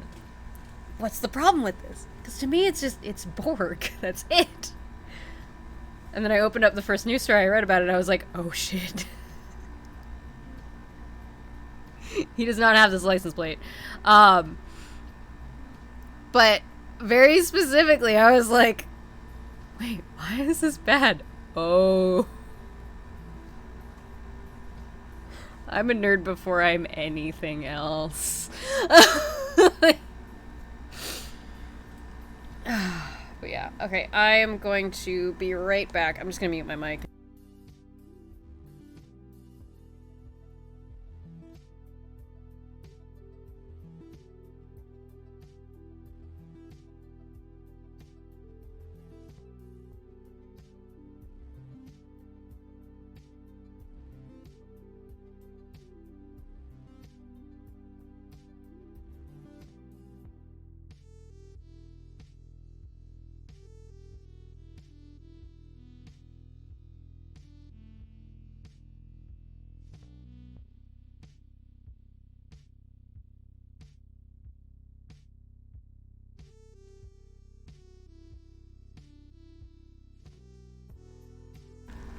Okay, we're good.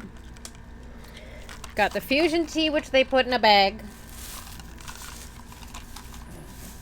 I guess you don't want it to spill all over the place, right? That makes sense. But it's like, it's in a bag.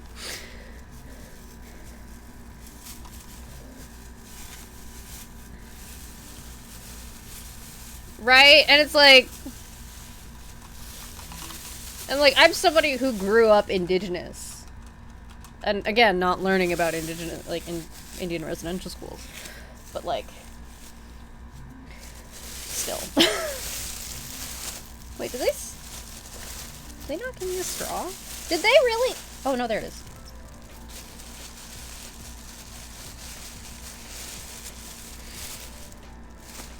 Ta-da.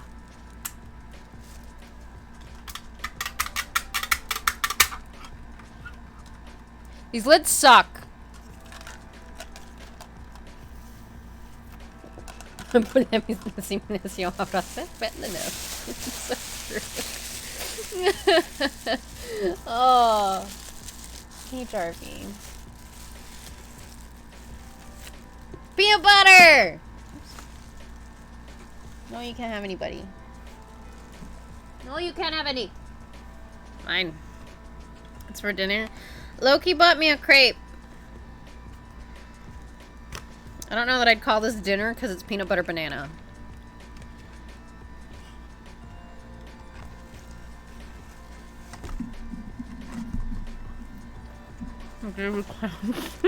What? For assimilation in French, hit 9.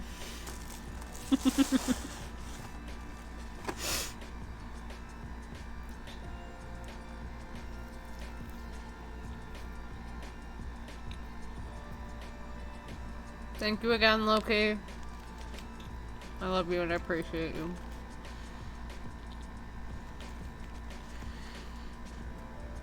This is from one of my favorite places, Kawaii Crepe. They're super cute. All their fucking packaging is so goddamn cute. I love it. Yeah, so, okay. I think you get this on some phone systems in the US. Where you might have, like, for service in Spanish, press whatever button. That's basically what it is. For service in French, press 9.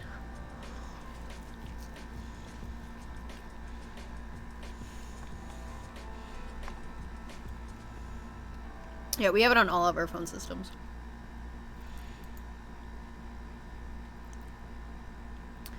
Alright, now that I have some peanut butter banana crepe, let's talk about more horrific things. What a great day.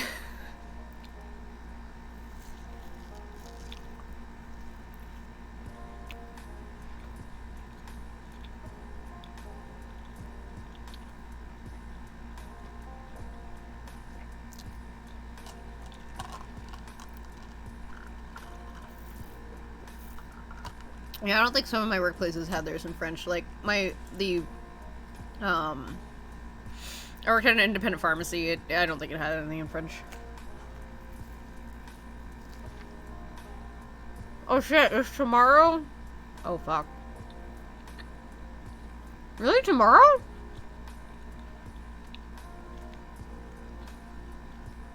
Spicy fried chicken just arrived. Get away from my food, Jarvis. My food. It's like slinking away.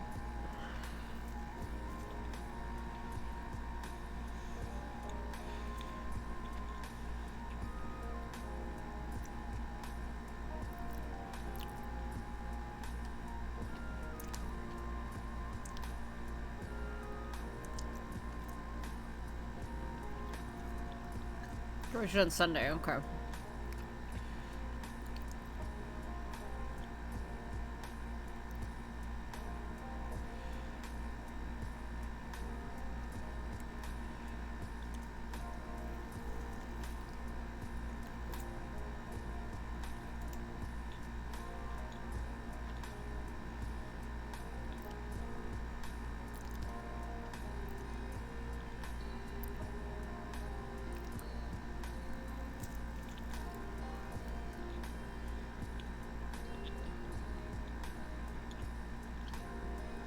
Oh, this isn't just Indigenous stories on this one. Okay.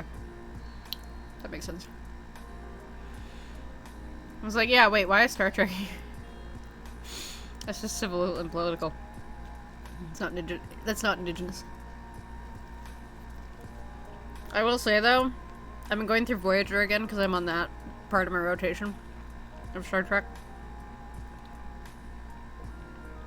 I always forget how soothing Robert Beltran's voice is sometimes.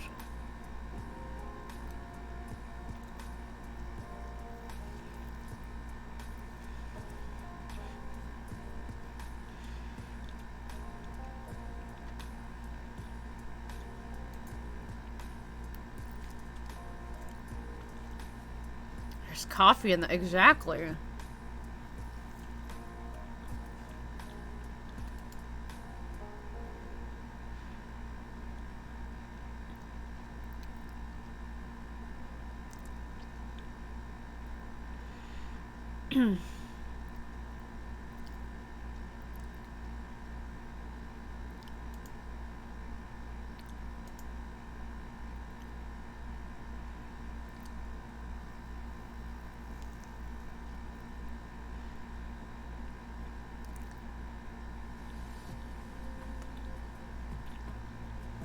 Hey, buddy. Do you want to come sit on me? You can't have any crepe. You can't have any crepe, bud. But you can come sit.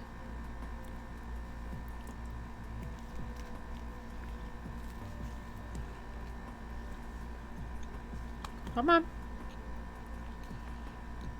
This crepe is really good.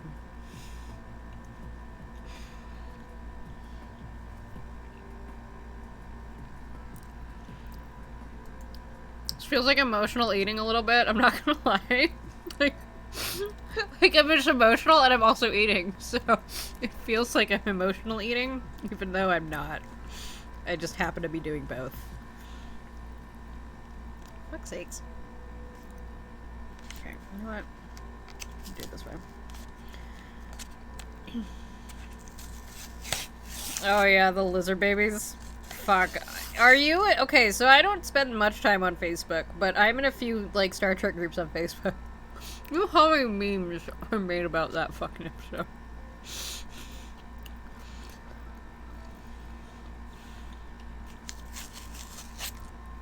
Well, I'm not helping that, am I, Jumpy?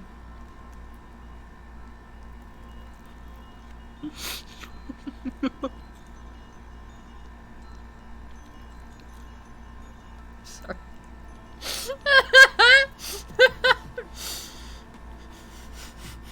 I just pointed and take a bite of.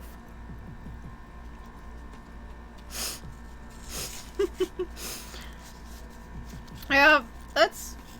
Oh yeah, I guess it's 8 o'clock here.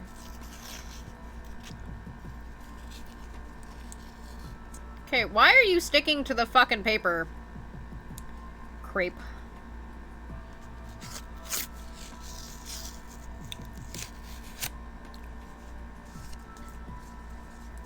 No, Jarvis, you can't have any. This is mine.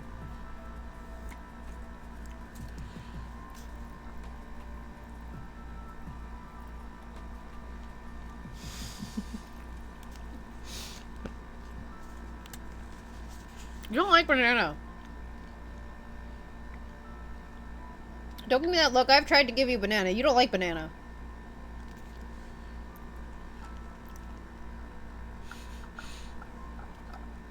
I mean, it's like food safe, like card stock, basically.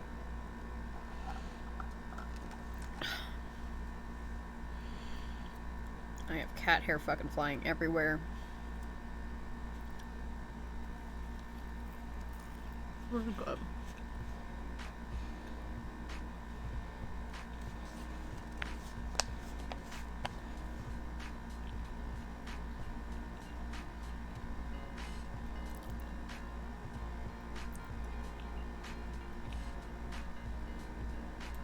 Oh, something else I didn't actually talk about. We talked, Catalans did a shortcuts about what does the statue think of its beheading.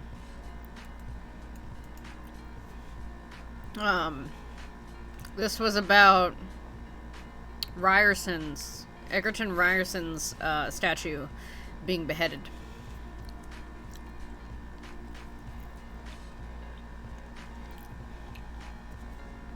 Ryerson was complicit in the residential school system.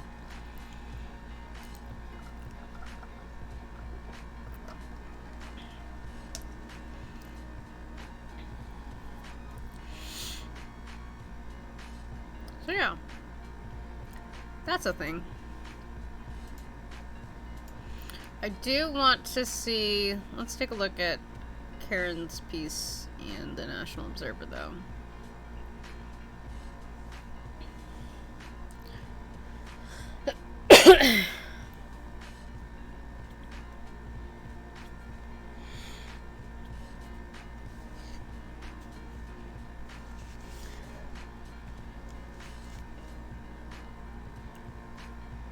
Hang on, sorry, I have to burp really bad.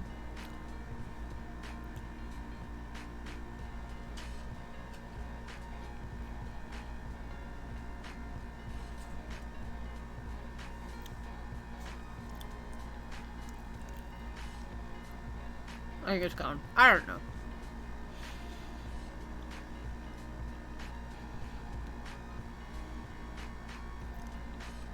So yeah, there's a residential school crisis line. I also have that in Loki bought me a peanut butter banana crepe and green tea fusion tea with green apple.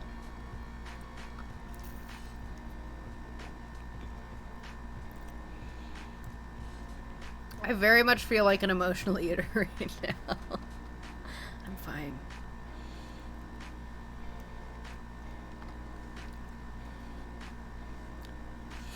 Absolutely, it's a big mood.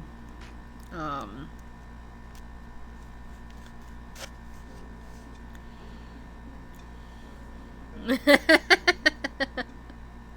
Ellie. Today's been a day.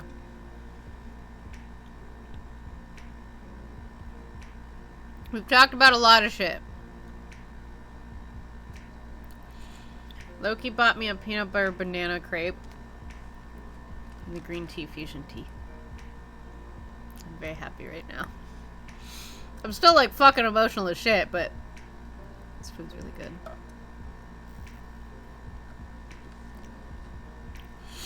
I haven't had a crepe in a while. I think I ordered one like a couple months ago. I don't remember. It's incredibly heavy.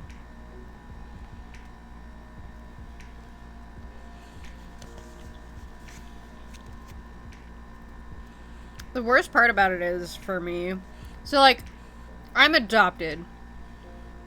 My mom is Ojibwe. The mother that raised me is Ojibwe. My birth mother didn't know where my birth father was from, because he was also adopted, I found out later in life.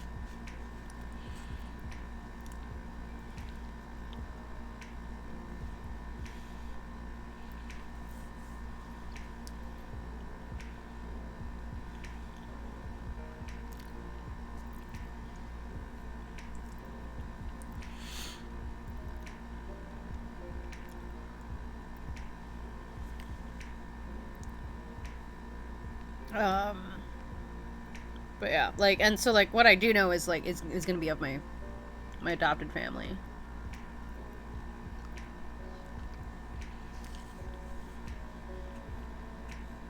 It's very complicated. What hasn't helped is so like I'm gonna get very, very real with something here, and it's gonna suck.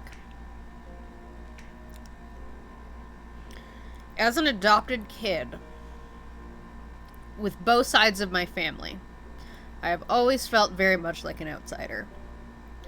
My dad's family is French Manitoban.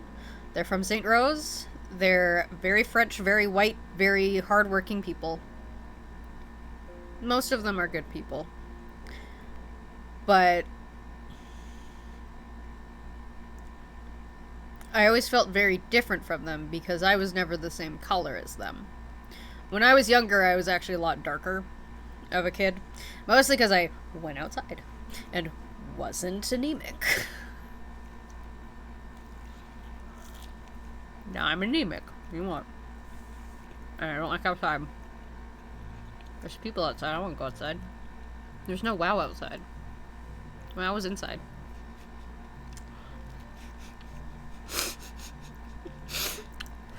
I'm imagining my therapist seeing me say that, and she's probably like if she saw me saying that, she'd be like, "Oh my god." And like, I don't mean it in like that entire way of like I don't like going outside. Like, I just my comfort zone is inside because my comfort zone is World of Warcraft. But I had always felt very different from my dad's side of the family. There's a few nerds in the family, like my cousin. My cousin he's Canine unit, and he had named his dog Banner after Bruce Banner. New therapist, yeah. Thank you, Ellie. Trying to not spit out banana here.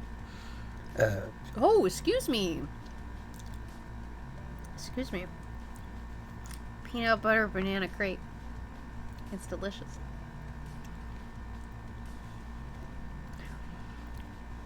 It very much feels like emotional eating today. I swear, if y'all fucking clip the burps, I'm not gonna delete them, but I'm not gonna be mad either, but I will probably yell at you. Oops, I forgot. It had to come out, okay? It had to. But yeah, so I'd always felt very aside from my family. Aside from one of my cousins also is the cousin that got me into, like, punk rock. Kind of. I was listening to some of it on my own, but, like, he's the one who facilitated buying me the CDs of Less Than Jake and Against Me, and so yeah. That was pretty formative. It's fine, Keely. It's fine. It's fine. You don't need to learn. I'll teach you later, but you don't need to learn. No, I'm both laughing. That's fine. It's fine today. It's fine today.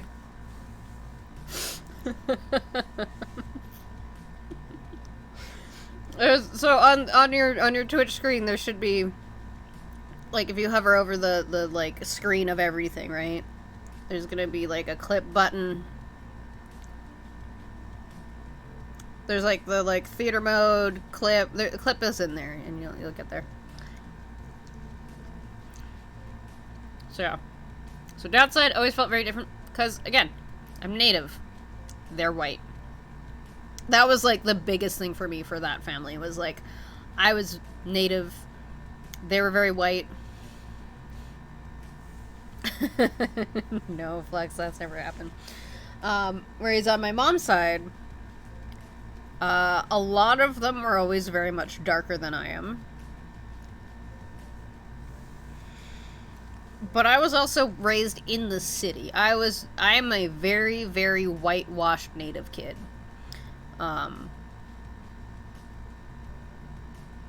Like, to the point that I don't know like reserve slang. Like, there's a lot of res slang that gets thrown around, like, on TikTok and stuff, and I'm just like, I have no idea what the fuck you're talking about at all. Cool. Because I was raised not only in Winnipeg, but I was raised in, like, the whitest fucking part of Winnipeg.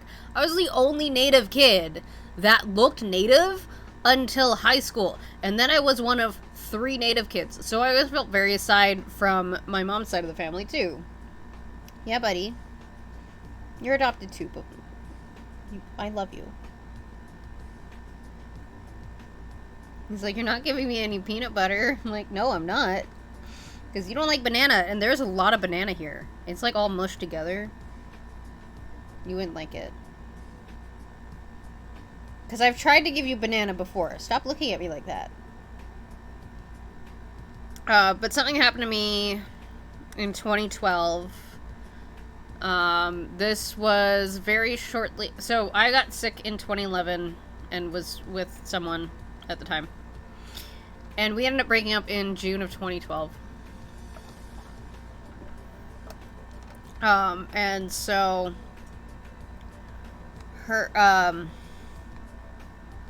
later that summer, a cousin of mine. Our family tree is also really, really, like, confusing on my mom's side of the family. Because, like, I have cousins that I've called auntie or uncle because of just how they were kind of raised all together, even though they're actually cousins. It's complicated. And I'm the baby of the family because I'm the youngest out of my generation. To the point that I have, like, some of my cousins' kids are about my age. Like, 1 or 2 years off. It's crazy. I think so. Let me check my notes on my phone. I think I actually have one saved. Come here, bud.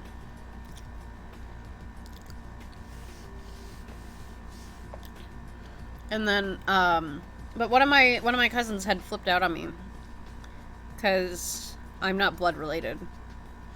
And that makes me disgusting. How dare I think we're related because I'm not blood.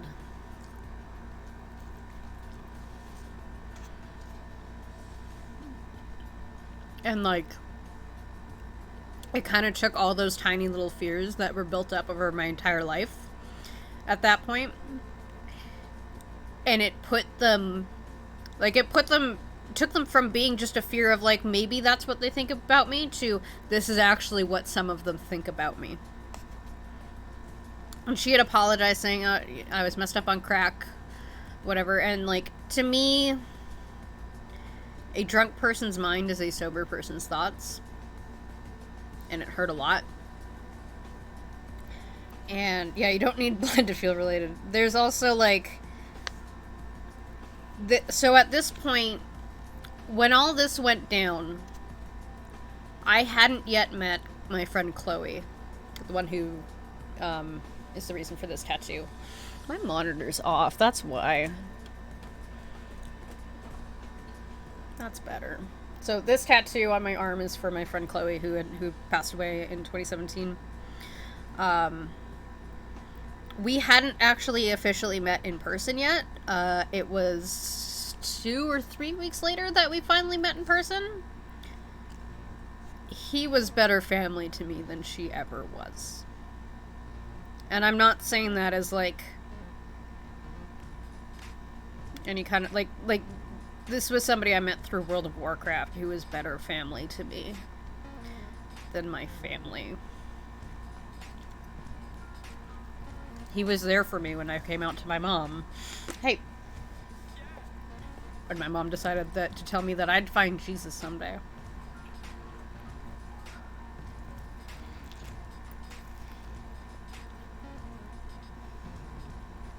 So fuck your religion.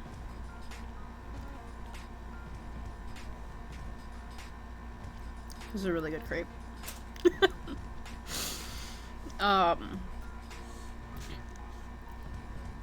But, like, and, like, so the next time I heard back from her was the apology of, like, I'm so sorry, I was fucked up on crack, whatever.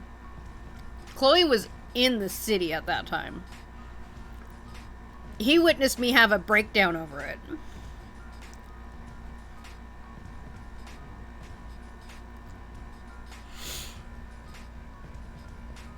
I put Do Not Disturb back on my phone.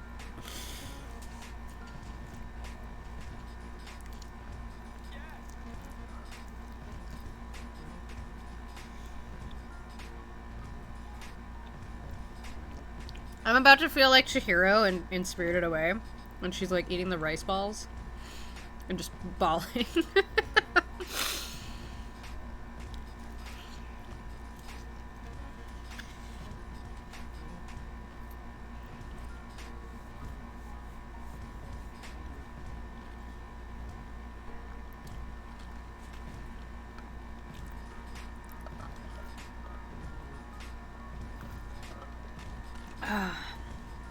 But yeah.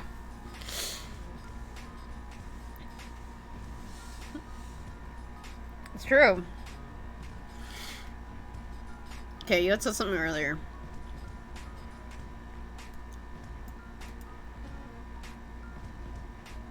Keely, that's kind of horrific about your grandmother. I feel like, okay, so my cuckoo died when I was 3. She died in 93. She passed away from a brain aneurysm. I don't have anything to actually support this, but I feel like she was this kind of woman who'd, like, maybe smoke a joint with me and then try and teach me Soto. And I'd be like, Cuckoo, I can't fucking learn this right now. Baked as a cake. like I feel like she's that kind of person that would have happened.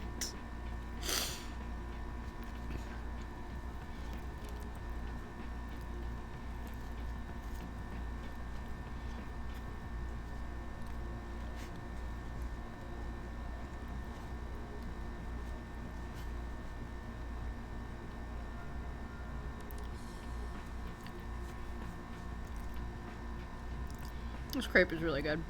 Also, hey, for other Indigenous news. Nope. I can't. It's really hard to type with one hand. Indigenous is a good, Jumpy, I think they're based in your neck of the woods. Ah!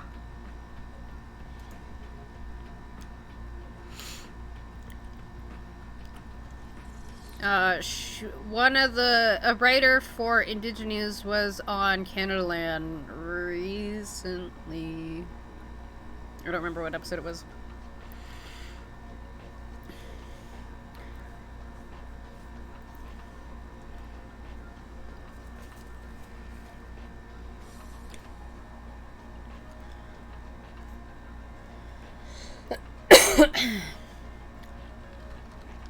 $216. Ooh. That's true. You and I still have to sit down and talk about that project that I want to do.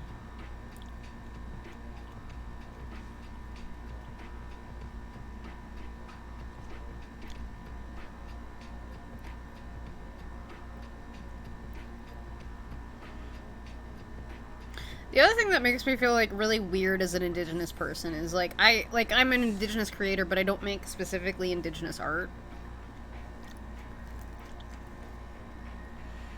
Oh, we definitely need more spoons. I also need a laptop.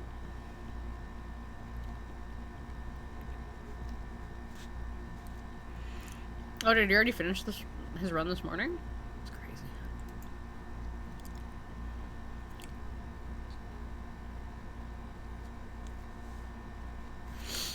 Yeah.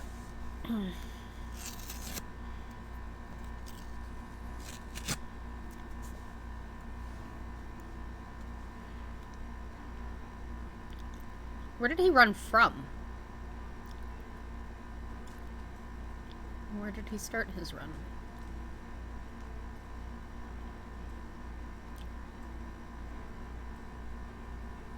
So it ended in Victoria, but where?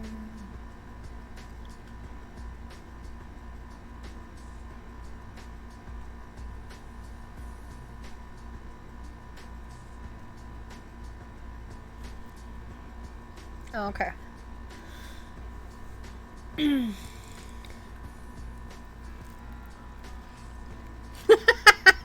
Oracle is fine.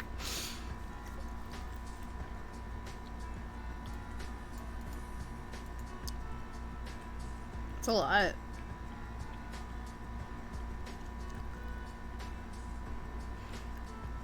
I also kind of got to learn a little bit about how they actually run their newsroom. They don't run it like a regular newsroom. They all check in with each other. They all kind of make sure that they're all doing okay. So yeah, support them.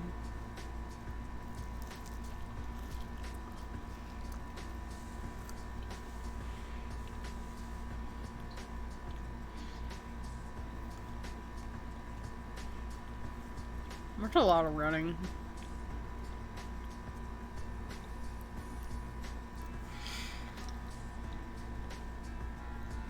You don't like banana. Stop giving me that look.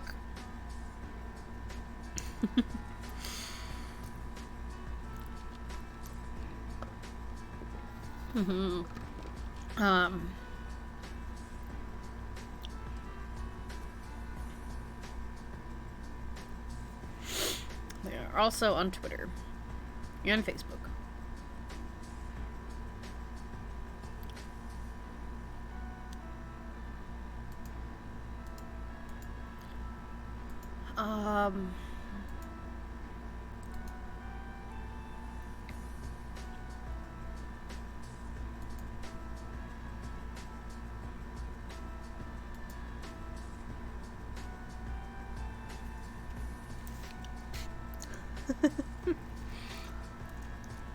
That's pretty great.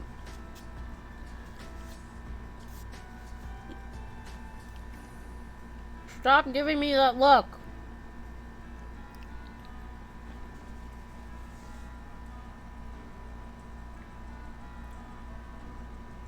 You don't like banana.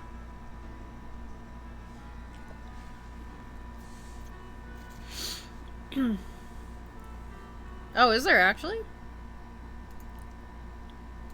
What is it called? Here's the thing. I own one orange shirt. I really need to buy a fucking more orange shirts.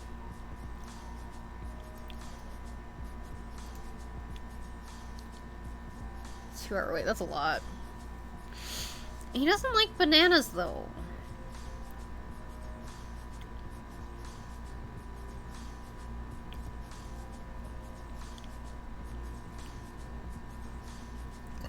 Excuse me.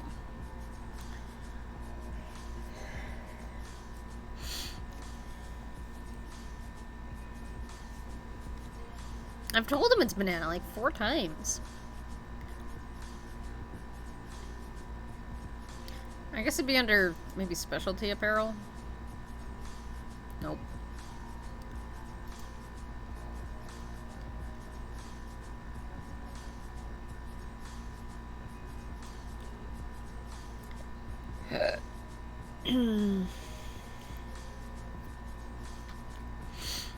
Nice. Yeah, I own one. It's from Walmart, and it says Dreaming of Paradise, and it's got feathers on it. And, like, super appropriative, but it's on me, so it's cheap. I also didn't buy it, my mom did.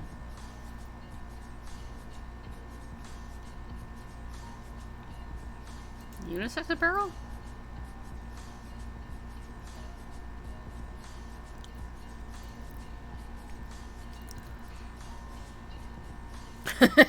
Flux. I mean, I think it's worth it to look like a pumpkin for a day, personally. I'm sorry. There's a store called Moose Knuckles.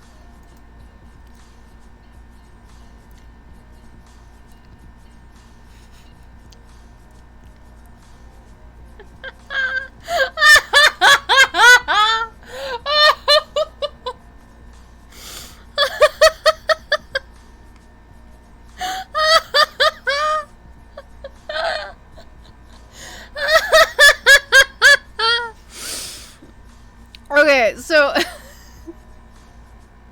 sorry, I can't get over Moose Knuckles. I'll explain in a second.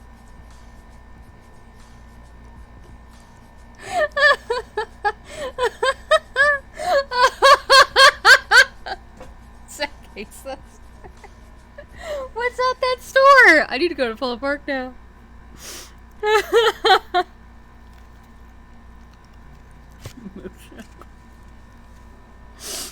I'm dying. Okay. So the reason we're wearing orange instead of any other color is because I have no idea what they sell. It doesn't have the link to their website at all. The reason we wear orange is because of a residential school survivor who arrived at her residential school, and she was wearing a beautiful orange dress, which was then taken from her.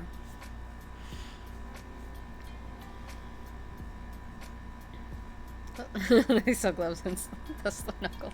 Maybe. I would have expected that to not be under unisex apparel, though. Okay, I really need to know what they have.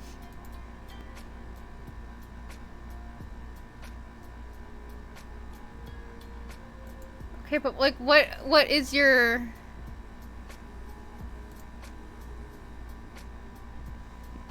You have curbside pickup, but like... Okay, we gotta...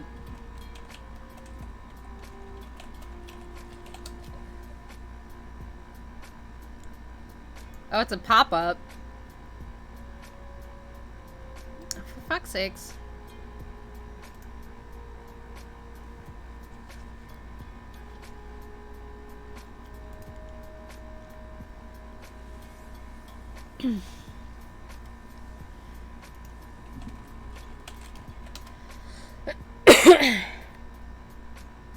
Oh, I'm sorry. Wait, hang on. Hang on.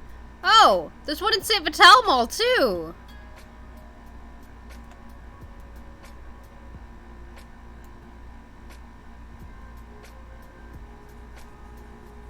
Oh, and there's an urban oh no, it's Urban Trail that's over there. Okay.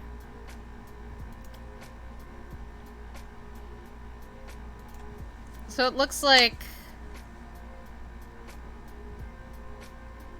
It looks like it's Indigenous owned.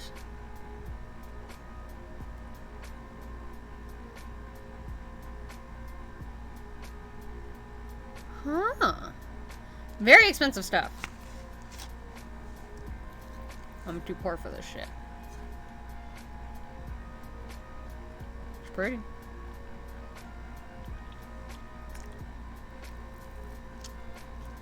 Ah!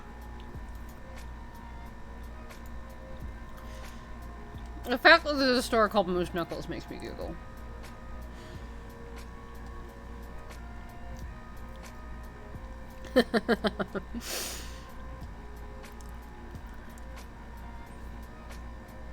Yeah, so they sell like outerwear basically and clothes.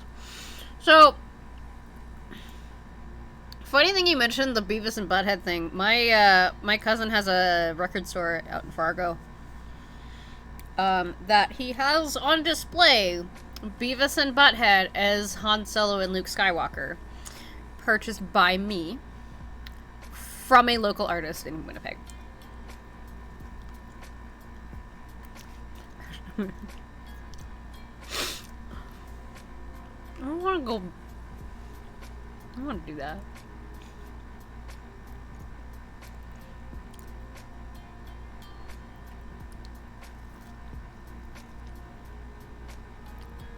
You have a Zoom yard? No, we've had that for a while. Never mind. Wait, we have a van store? When did that happen?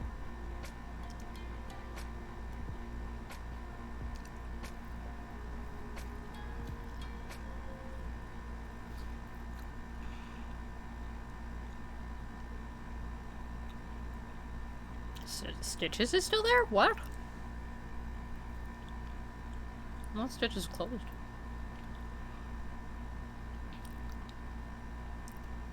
Where's the Roots store? Oh. That. Huh. That must have been new. No, it was definitely it was under clothing. Let's see.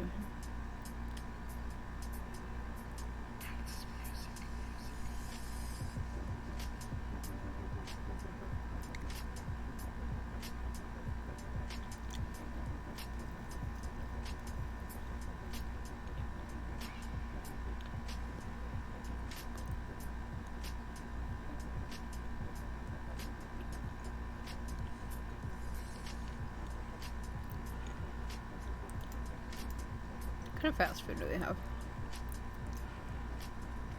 Wait, there's a Fergie's at Polo Park? What? When did that happen?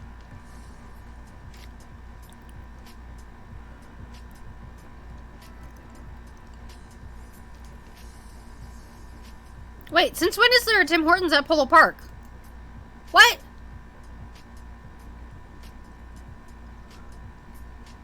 That's new. Since I've last... Well, okay, I haven't been to... I should say, I haven't been to Polo Park in like well over a year. Maybe close to 2 years. But that is new. That is a new Tim Hortons. That was not there before.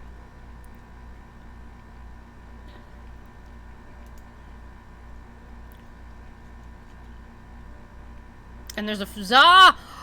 That's right, they opened a ZA!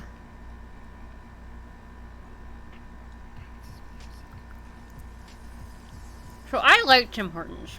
I know a lot of other people don't, but I do.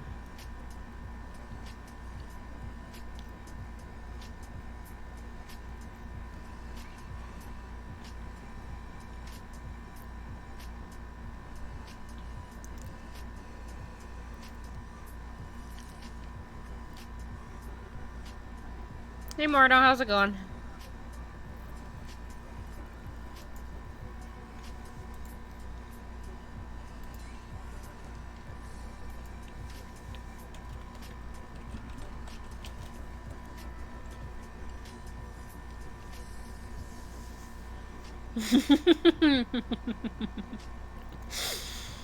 Totally wasn't my plan, Jumpy. A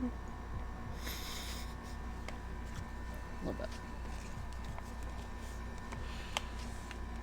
You're stuck, but you're not anymore.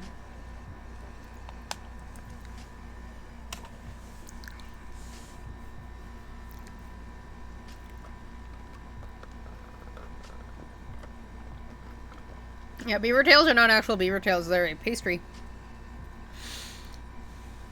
Speaking of.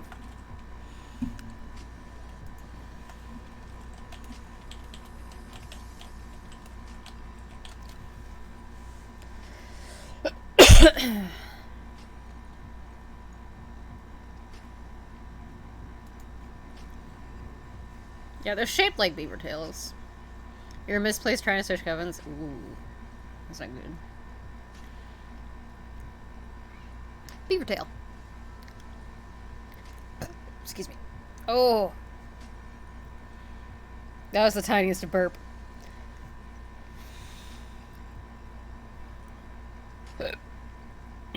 We actually have,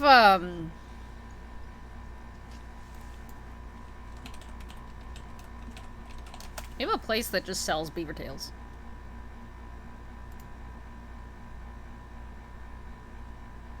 Oh, and they have lemonade. Cool. I can't eat here.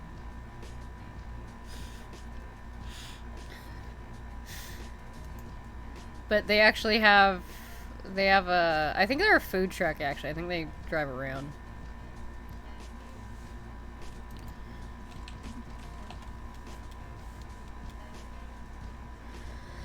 Wait,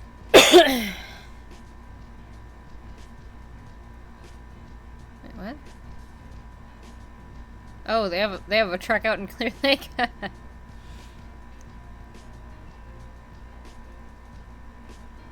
Sault Ste. Marie. Wait, what? Did they close in Winnipeg? Are they just not there? Sucks. Weird. I love beaver tails. They're good. I just can't eat them anymore. Got celiac! Stupid celiac disease.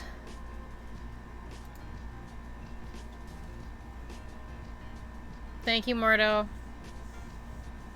I appreciate it. We've been talking a lot about it today, about everything. And I have been very critical about religion today. And very angry and... Like, I hope it comes off that I am angry and hurt about a lot of it.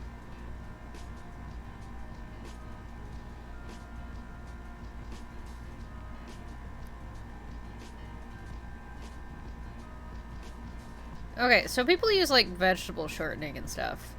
I use lard because that's what I was raised with. Fuck, I want Bannock.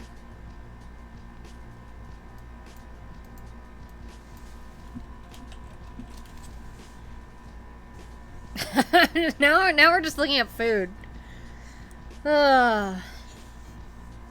Absolutely. And like,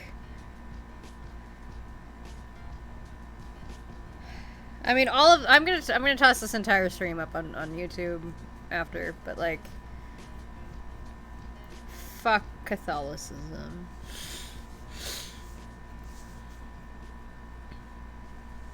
No problem, Oracle. Food porn and burping ASMR.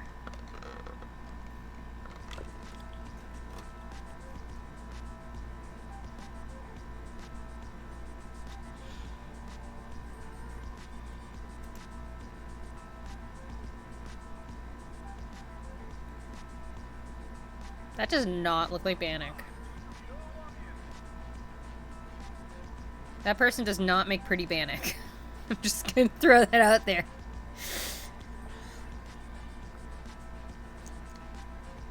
Absolutely. Hell, you see the reason that you do the work you do. That's not pretty Bannock.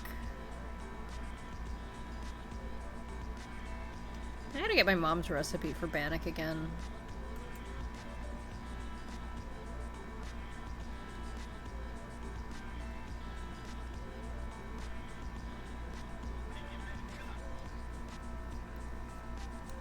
You know what I really miss is going to powwows and getting the Bannock there, because it's like just like drenched in grease and it's just so fucking tasty.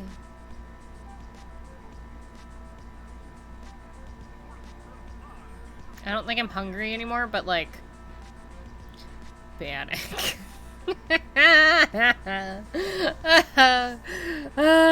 You made chili garlic veggies? Ooh, that actually sounds kind of good.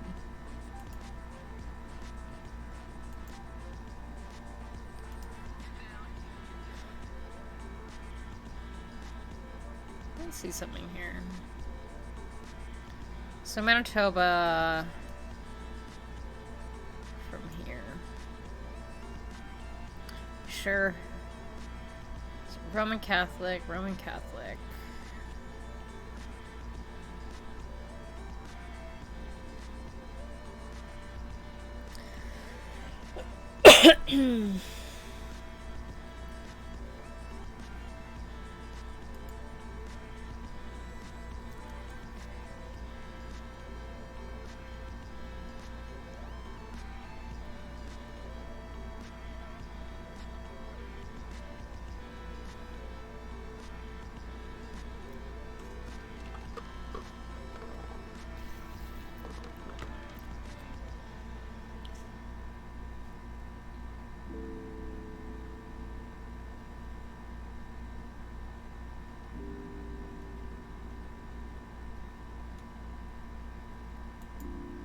I feel better after eating.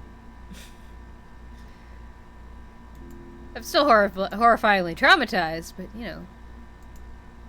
Food. Food heals.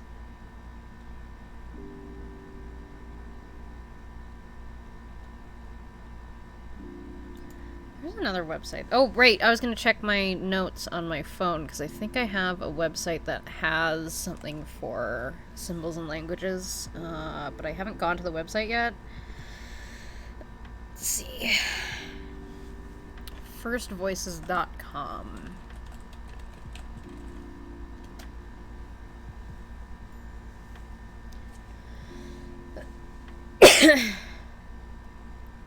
Oh. That's a good question. I don't know, Oracle. Do you have something like that in Toronto?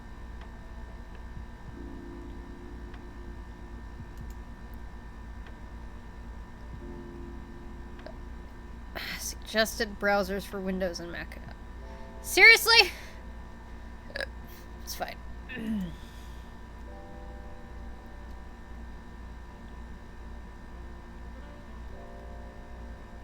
Do they have soda on here?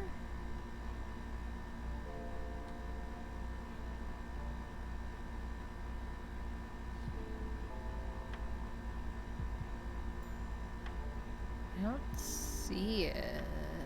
Maybe I'm crazy. I don't know. Maybe I don't know how to spell it.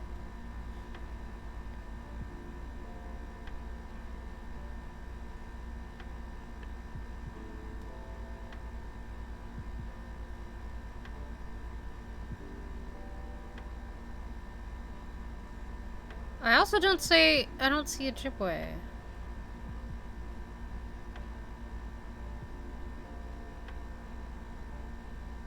Am I crazy?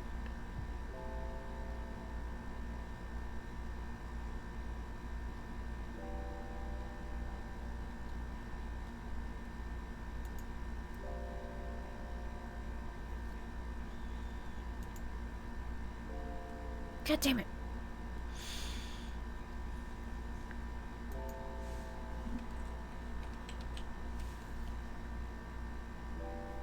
Okay, so that doesn't... Soto? Nope.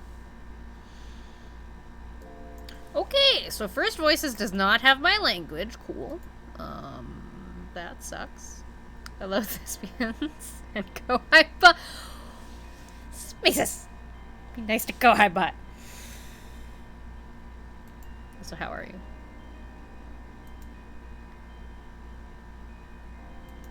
There's apps.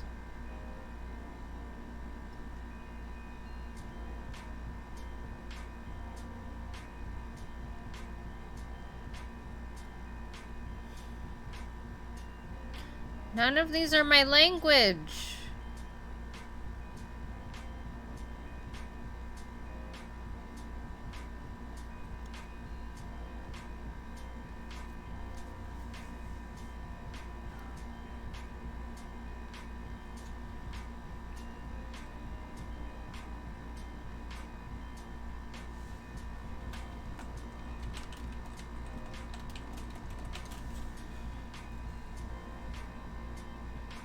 Was it Ojibwe.net has a Ojibwe lesson, so I've been taking a look at that.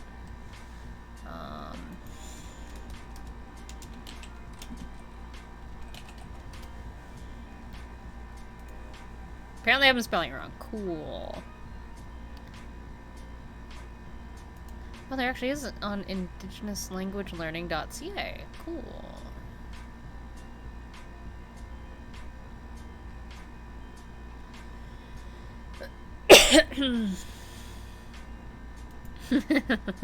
Maybe.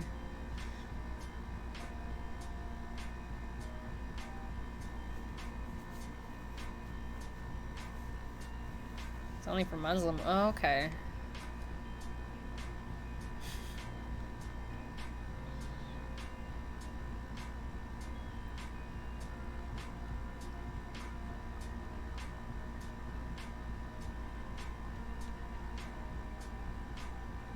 So, Indigenous language learning, do they have...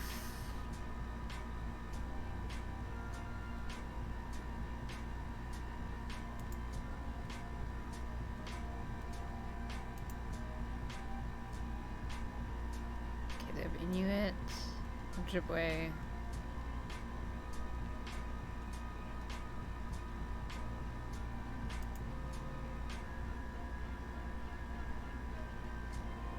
So if anyone wants to learn Soto or Ojibwe with me,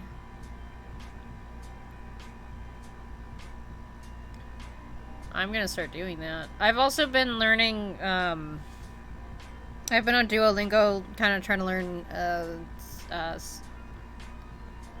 Spanish. Oh, who? Ojibwe. Smaces.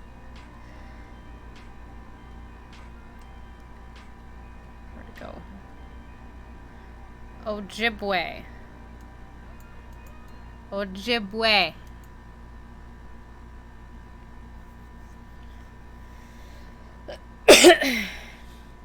See, I want to learn my language so that I can... Cree sounds familiar. Cree's around this area too. There's a lot of OG Cree people around here. Soto is what, like, my mom's family speaks. That's what we speak. That's what they speak. So Um,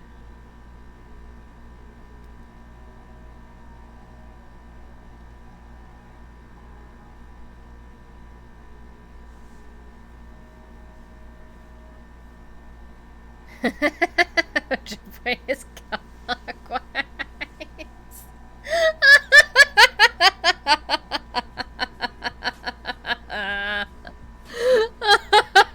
That's good.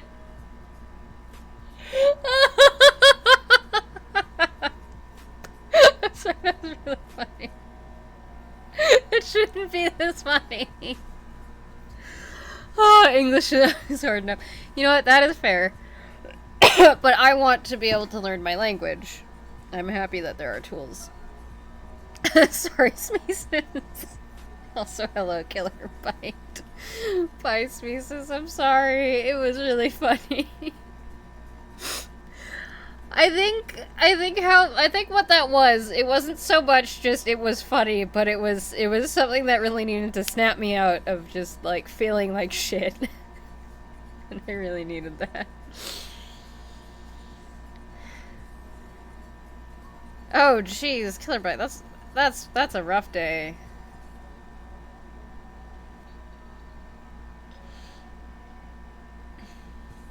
Absolutely, Oracle. I think, okay, where you are, I don't think Ojibwe would serve you too well, unless you wanted to travel here. No, and in a way, some of them actually already exist. Like, you can already get something that actually kind of, like, they do certain languages. They don't do all languages. They're not completely universal, but they do exist. But I've been wanting to learn Spanish because, for one thing, I have Latinx friends. For another thing, I spent 2 years in high school Spanish to not know the word fucking leaf in Spanish. And because North American servers are also paired to Latinx servers, I figure, you know what, it's probably a good idea to learn a little bit of the language so that I can communicate with them. Hey Jazzy, how's it going? No one actually claimed first. You're definitely the first one to claim 69th, and you're definitely the first one to claim sausage. La biblioteca está en la ciudad.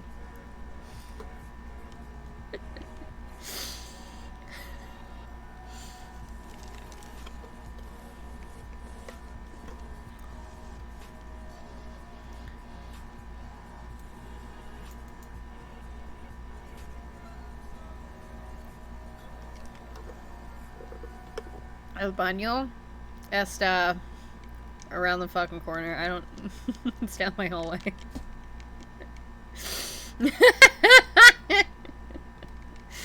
Oh. I needed the laughs. Thank you for that. Hernero. I don't know what that means.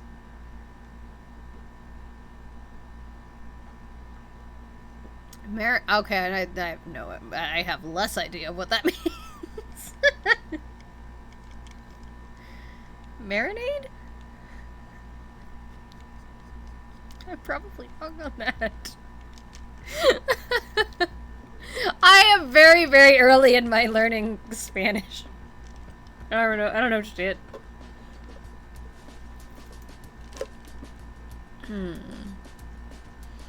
watched The Matrix? I haven't watched The Matrix in a long time.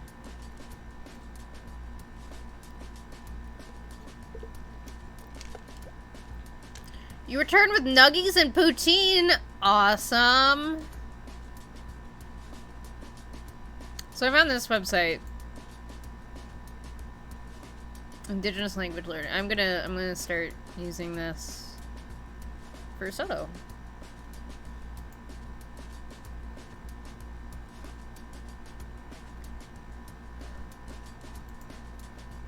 Oh my god, I have to burp again.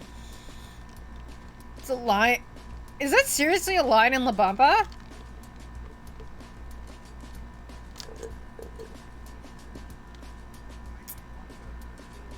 Shows you how much I pay attention to lyrics.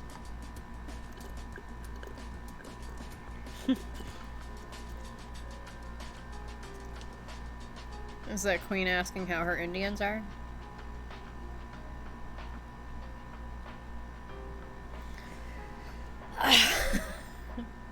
And yes, that is something that Queen Elizabeth has said.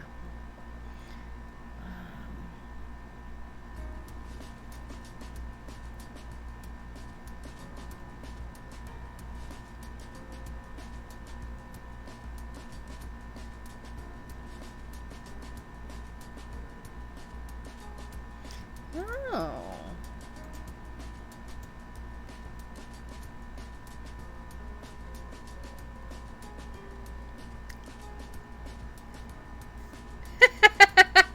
Chompy, that's cute.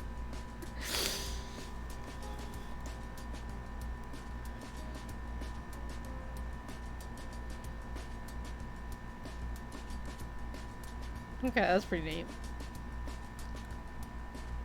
We've been talking about some really heavy shit today. I am very tired.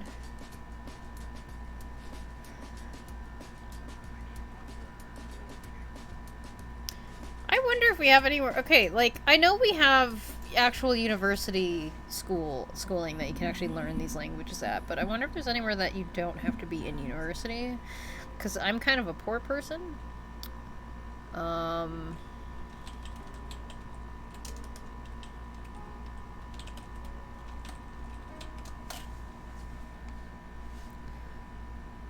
learn at the U of W.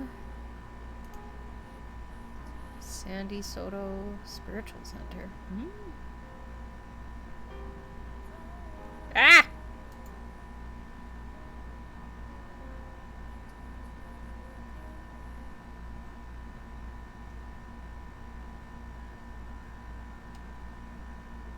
I don't think that's in Winnipeg.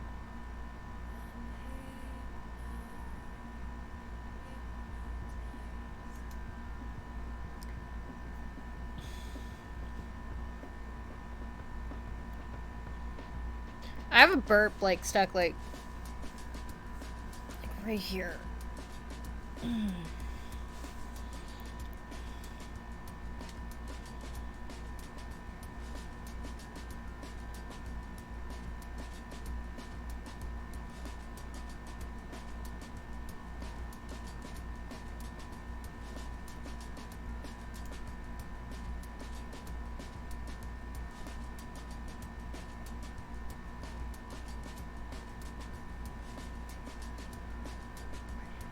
But this doesn't have...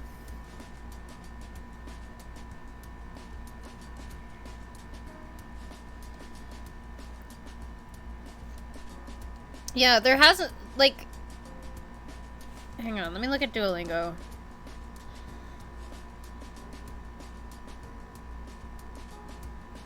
Also, Loki, you've missed me eating the entire crepe. And I already finished the drink. It's really good. Where is my Duolingo? There's my Duolingo. Several burps. Yeah, that's the thing. It's like, there's like university programs, but like, I'm poor. I can't afford to go to university. It was a good Loki hug. But it did leave some burping. You know, some gas up this way. It is a little much in that respect. It's still really good. Oh my god, I gotta burp again. Ah! Yeah, they have it too at, like, you can learn to speak Ojibwe at University of Winnipeg. Which is, like, realistically, it's like right up the fucking street from me. But, like, also expensive. I think it's with the University of Manitoba too. Oh, there we go. Oh, there we go. That felt better. Oh. That felt a lot better. We're good. I needed that burp, holy fuck. 34 in BC? That's a little crazy. And that is true, Loki.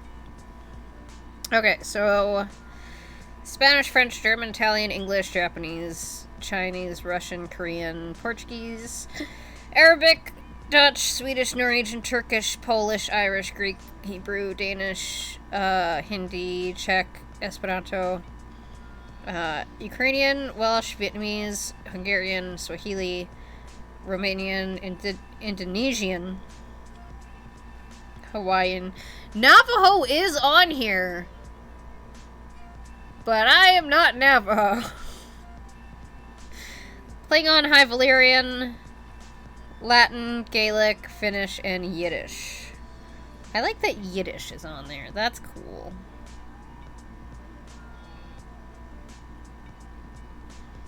Also, I'm kind of wondering why there's English for English speakers.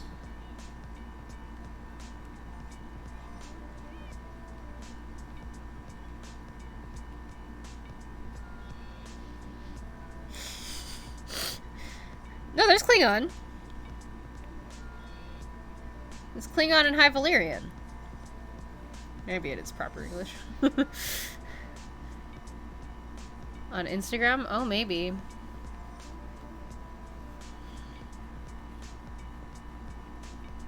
This is on Duolingo. Which is what I've been learning to use Spanish, or to learn Spanish. By the way, if you want to be friends with me on Duolingo, same handle on Duolingo, Senpai90. I'll add you.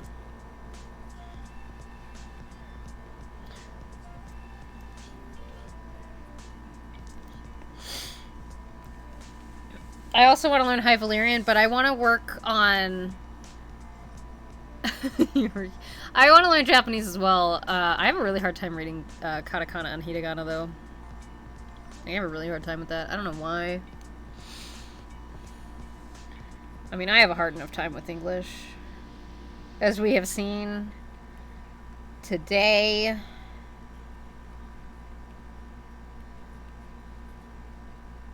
And a lot of other days. I have apparently made speaking my job. For whatever smartness that was. You don't know what great friend means?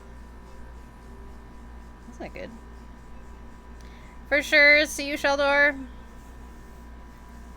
Que padre. What? Okay, I am not that far. I am not that far. Oh. Yeah, well, okay, so that's the thing. It's like, I've been learning Spanish just so I can kind of, like, start communicating with people from Latinx servers. Like, specifically for that, I've been wanting to learn Spanish. And then I want to learn Ojibwe or Soto because that is my language. That's my heritage. Oh, there's one at Red River. Oh, no, it's... Oh. I'm confused.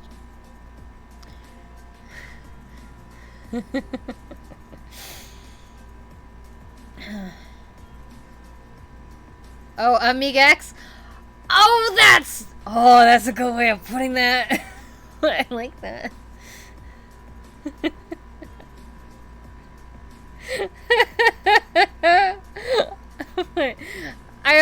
I think my comprehension has completely gone out the fucking window too at this point. I'm really tired. Today's been a day. It's been a day. Oh, that's not good. What is friend in Japanese again? I don't even... Like, my brain does not remember what it is. I'm sure I've heard it before. Tomodachi. Oh! Yeah, it's Tomodachi. Okay, the reason I don't have a problem with that one... we have an anime club here called Tomodachi... Oh, wait, shit. I don't remember the full title. It's Tomodachi something, so it's, like, friend club. But they're nerds.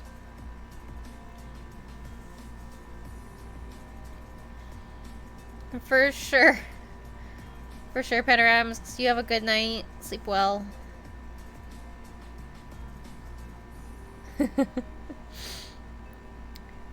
It could be that. Spelling is hard. So this is a list of all the different things. Okay, how much...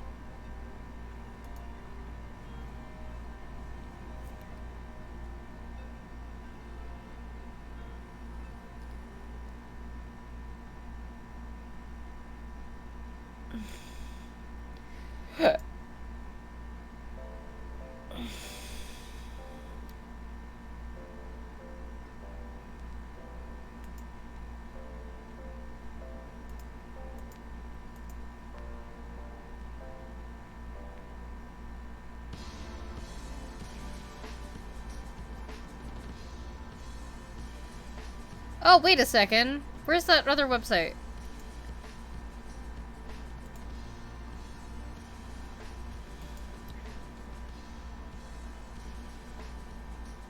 Oh, damn it. Anishinaabe Moen is Ojibwe. I'm very smart. I promise. Will Powered! How's it going?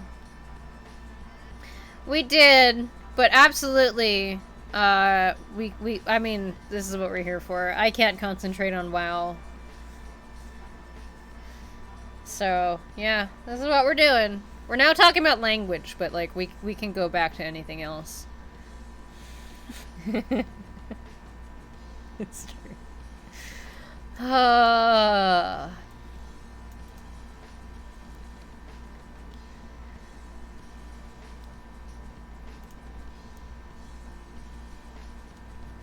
don't want to go to school again, though. That's the thing. Is like, I just want to be able to take a course in my fucking language.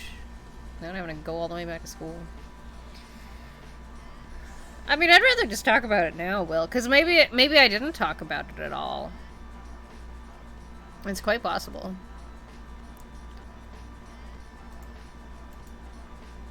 Okay, well...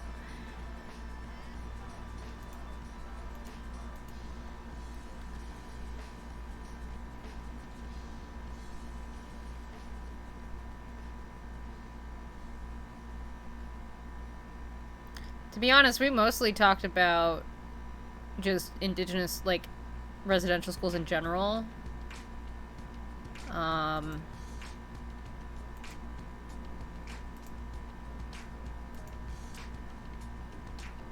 Here.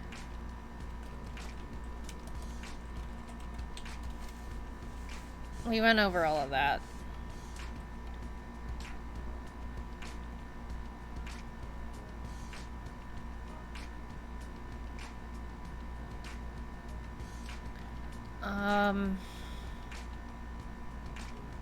What was I gonna say? I was gonna look for the language class. I have no idea. I have a friend who's taking Ojibwe. I thought it was at U of M. Might be at U of W. I don't know.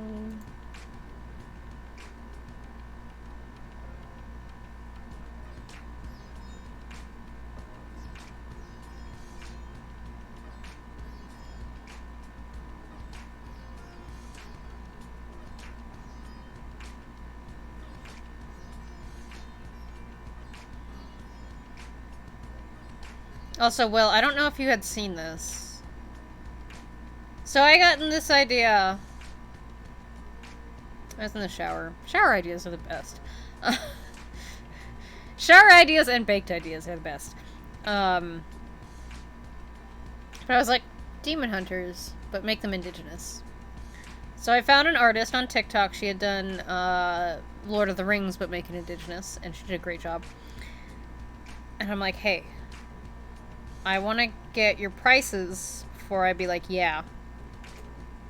You know, I want to do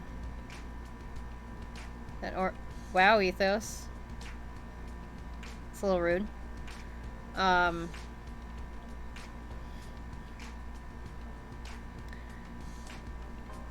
No problem, Oracle.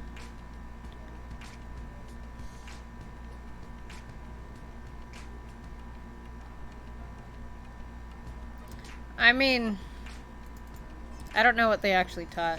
But anyways, so the only one that she's come back to me with yet... Why is it not loading? There it is. This is Marvella in a fancy shawl dress.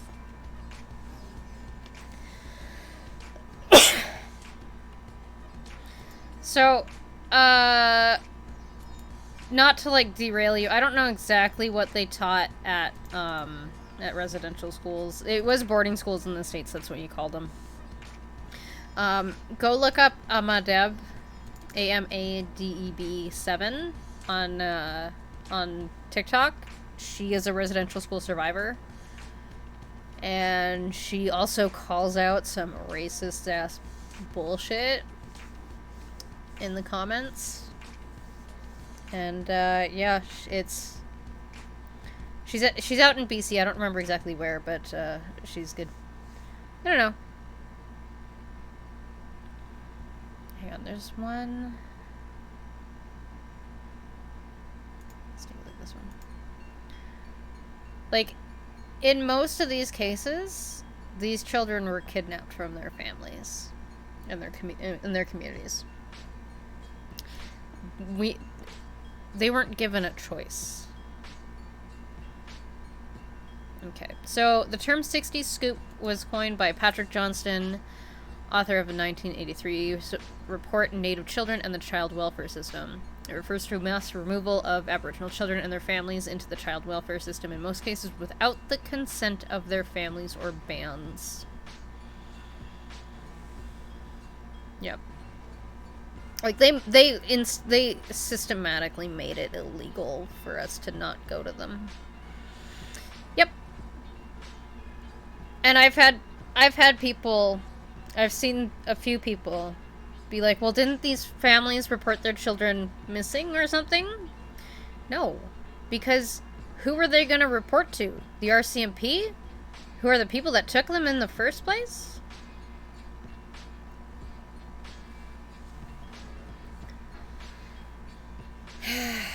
It's awful. I'm not surprised they didn't teach you anything in the States.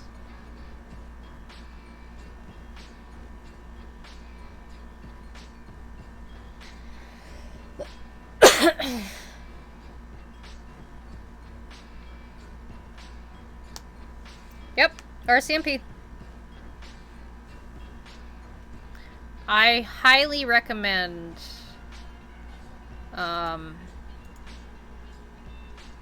not this particular episode, but Commons.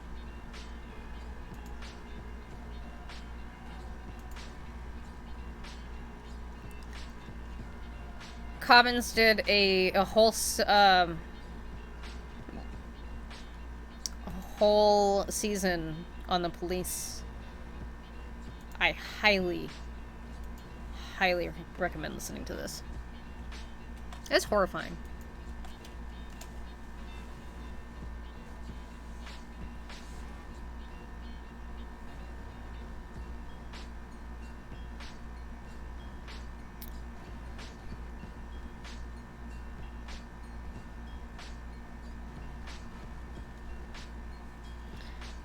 Also, if you go in that document, there's a Learn About Indigenous Canada link. It links to this course on Coursera. It's through the University of Alberta, completely free, completely online, and yeah. Yeah. Actually, Deborah, the woman who's a residential school survivor, she was I just saw a TikTok of hers today.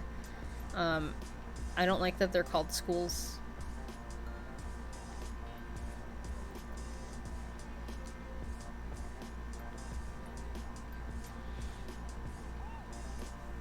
Yep.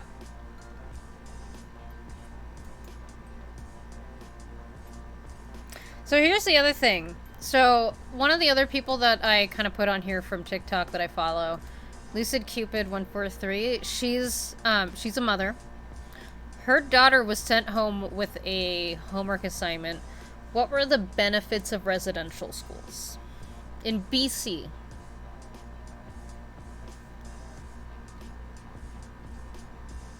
They were concentration camps. what they were.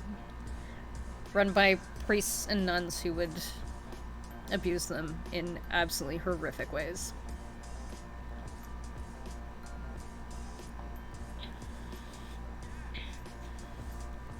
What are they teaching them about them, though, Dave? That's what I'd like to know. Is she being sent home with what are the benefits of residential schools? Because I would love to talk to your sister and her daughter about that. And it's not... Maybe I shouldn't. It's not going to be a good conversation.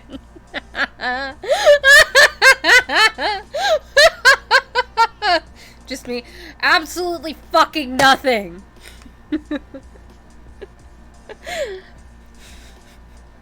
Should not be allowed around kids.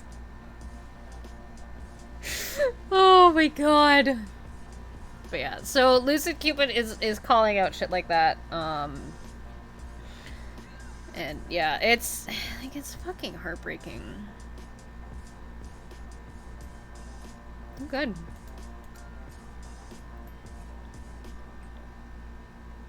At least they're not learning what are the benefits of residential schools. None. There was nothing that was a benefit of them. Let's see.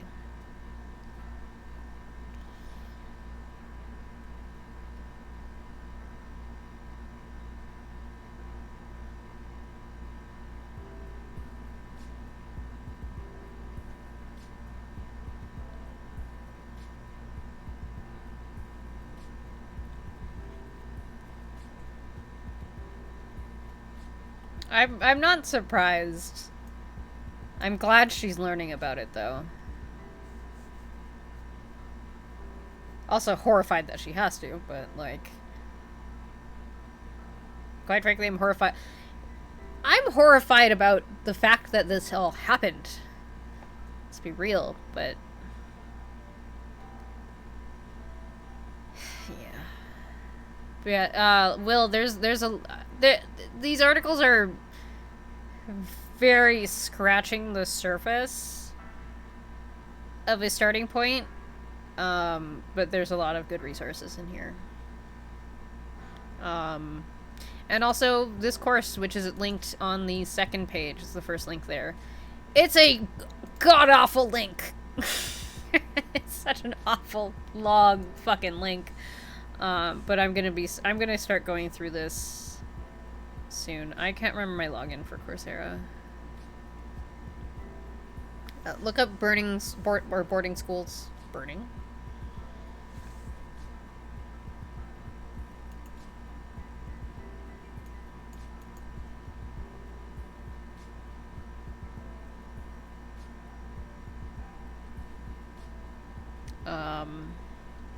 Yeah.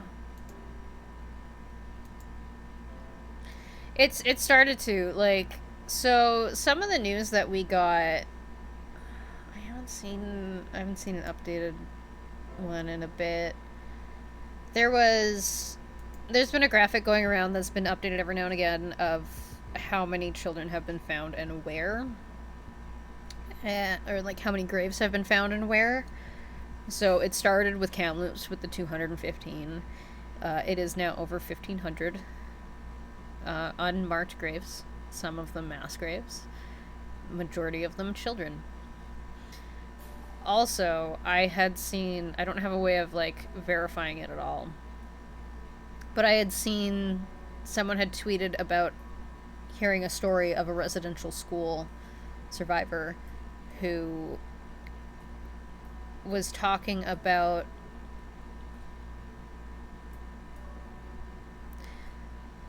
this is horrific, but he was talking about they would bury the children, the babies that had been fathered by the priests, in the walls of the school.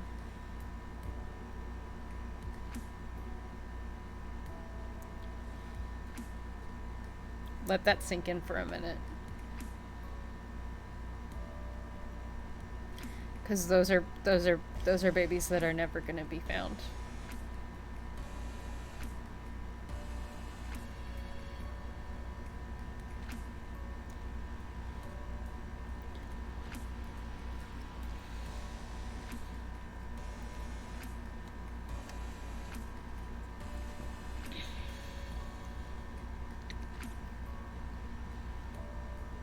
I learned a little bit about that one, Loki, but not a lot.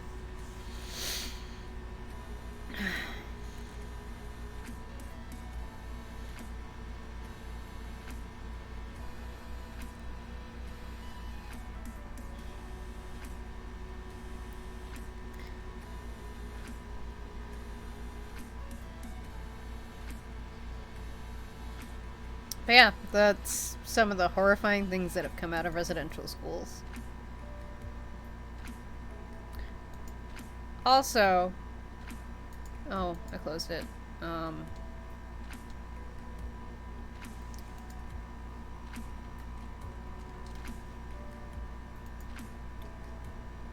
visit me, I'll take you to the museum. If the website will ever load again. Excuse me. Oh, that burp.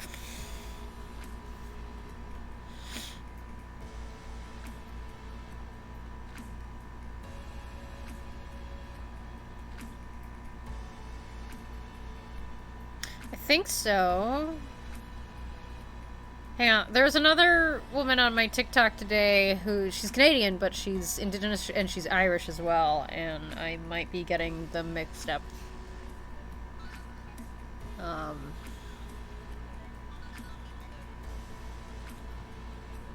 Yeah, it's...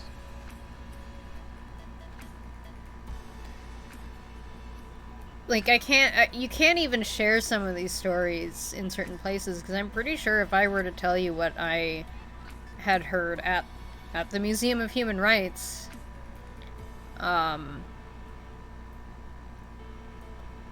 it's probably a ban-worthy offense. Like, it probably... It's horrific. And yet there are people that say that they did more good than harm.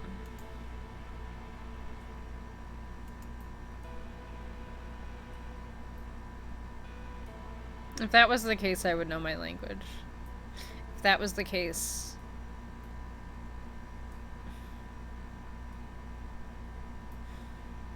There's so many things.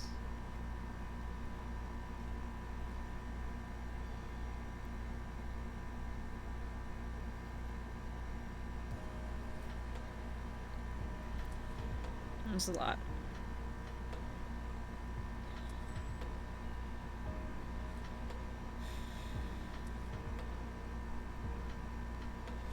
Thank you, Clepe.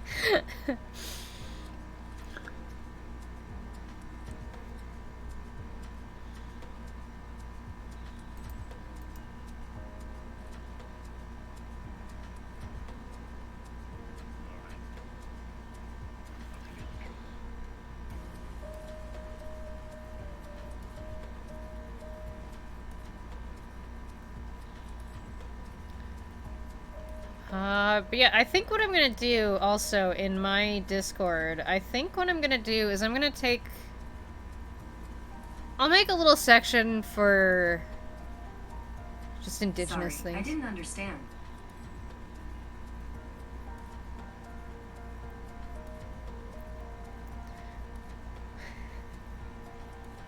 My home thought I was talking to it. I'm fine. I'm fine. The first time that thing ever went off, I thought I was being invaded by Skynet or something. It's terrified. I'm fine. That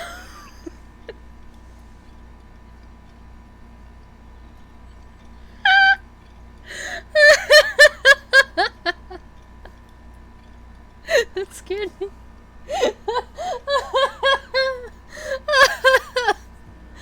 Oh.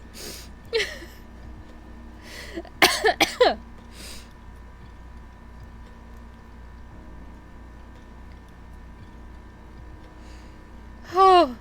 Okay. Now that my heart's kind of calmed down a bit. So what I'm gonna do is, in my Discord, I'm gonna make an Indigenous section.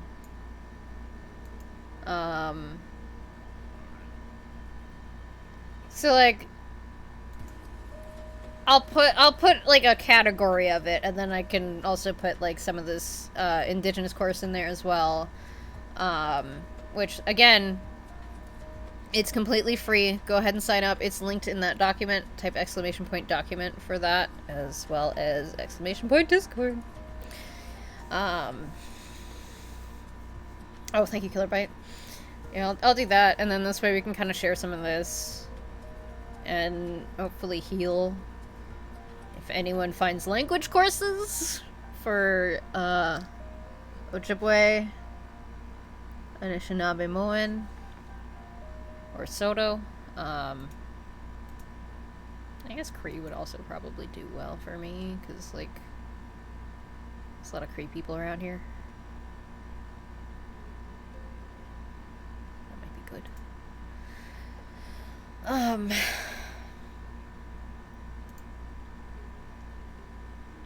Yeah, I'll do that. Maybe we can do a little bit of healing. Remember to give yourself a role in the rules thing. Also, Will, go join that, and then we'll do the course together. And fuck Canada Day. I'm also gonna toss this in there as well as, I mean, this website is linked to the thing, so I'll leave that, but if anybody knows any other podcasts about Indigenous issues as well, we can throw them on a list. I might try and start throwing together like an Indigenous sort of resource list that we can all use and kind of contribute to.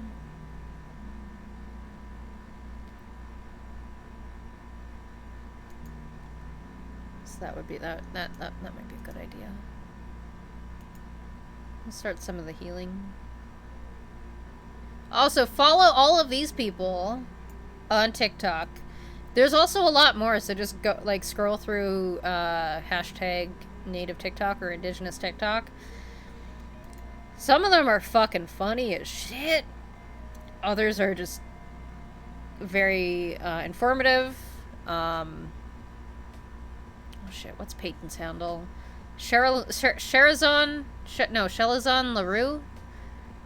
Oh fuck, Auntie's so great. Just also, something that I've kind of learned through TikTok, and I didn't exactly realize that this was more of a Canadian thing than like a US thing. But she refers to her like, they refer to their fake eyelashes as pet spiders. Which is something that my family did too, and I didn't realize that that was mostly a Canadian thing. Because I swear to God, I think I said it to Loki one day. I was like, I can't remember what it was. It was something about fake eyelashes, but I said pet spiders. And you're like, I've never heard that before.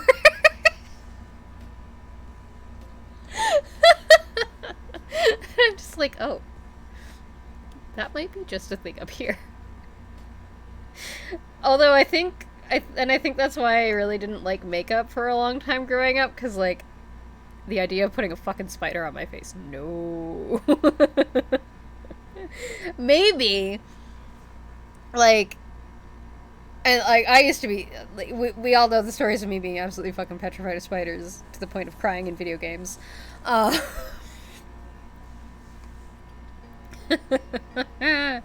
really wish I was lying about that.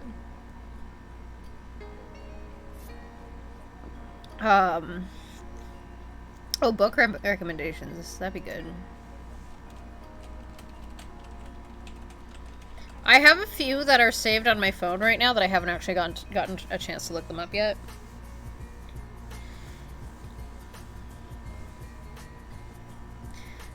Yeah, so we'll kind of start building a kind of our own resource section, I guess. I don't know what to call it.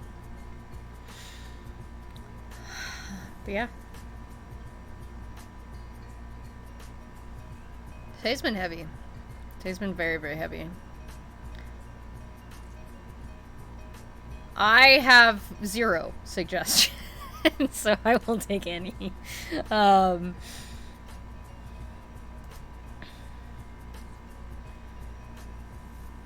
As well, okay, so the podcast I linked here, a lot of these have either a host or a co-host that is Indigenous, and if they don't have a host or co-host, excuse me, that's Indigenous, it's about something Indigenous. Really just go listen to all of Commons so far. Like, the police episode, or the police season was very, very important.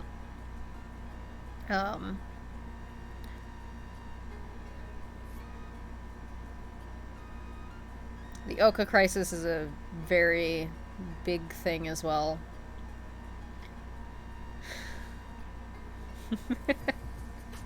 I'm fine. F-Y-N-E.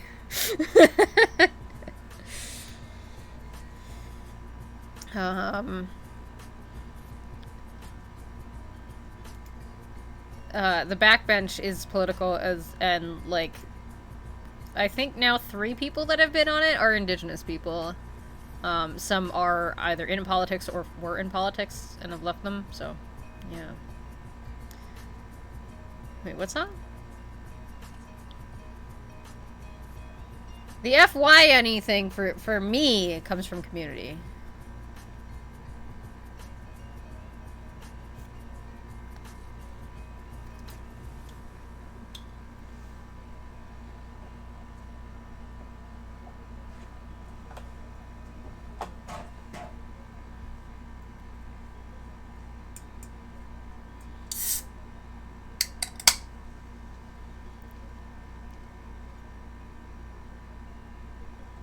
I opened that weird and it hurt my finger.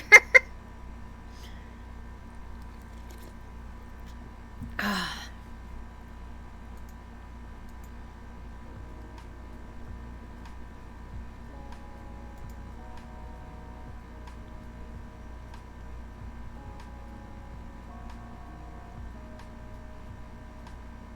don't think this is what I wanted.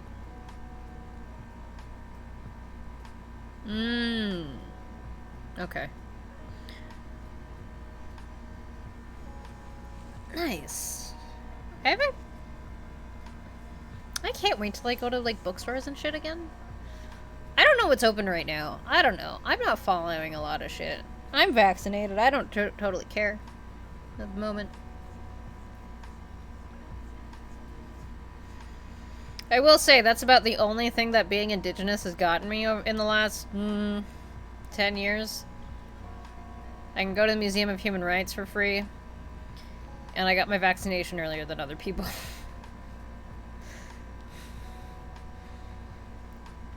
But also been met with a lot of racism from my own government.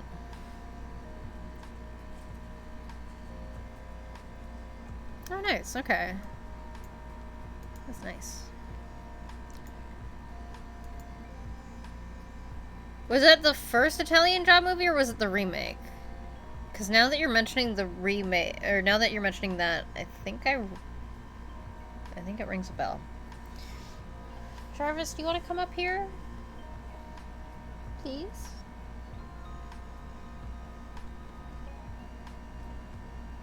Come on, come give me a hug. I need a hug. I need a hug, please? Please? Pretty please? And then you get dinner after? I mean, you're gonna get dinner after anyway, but I would really like a hug.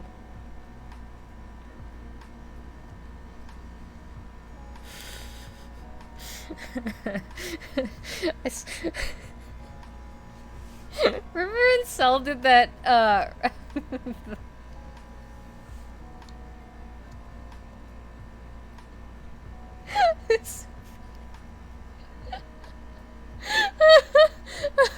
Jarvis says hi.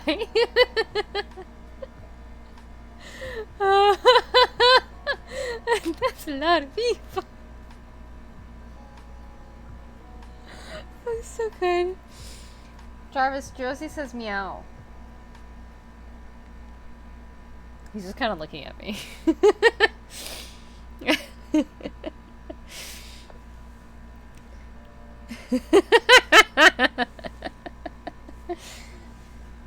Come here. I mean, yeah, but like, it's specifically. Oh my god, you're so heavy. It's very specifically him doing the impression of me. Oh, Jarvis says hello. Yes. Anybody? Yeah. Ow. Oh my god, bud. I mean, maybe. He's 14 pounds. Oh, you got all the purrs.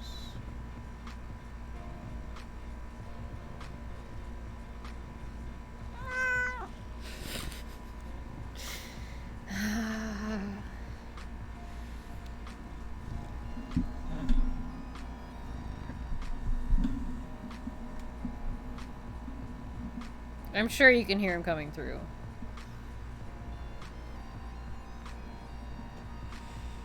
Oh, Jarvie. You're such a wonderful kitty. Yeah. Yeah, you are.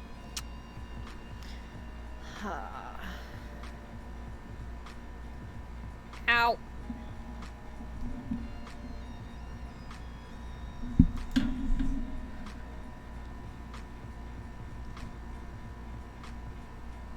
Also,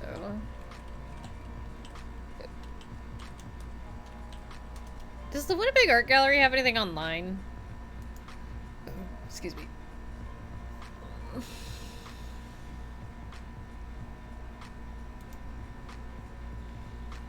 Ah! What is... Yep. Okay.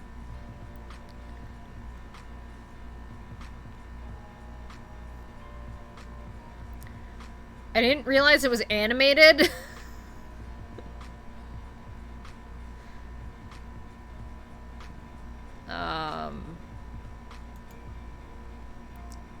So this is a huge exhibit that they have for just Inuit art.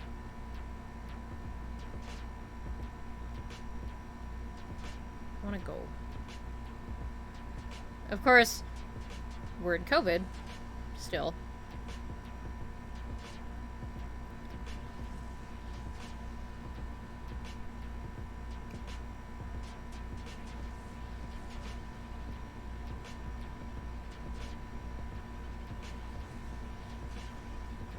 You're what's been missing at this, yeah. It's 'cause Panini.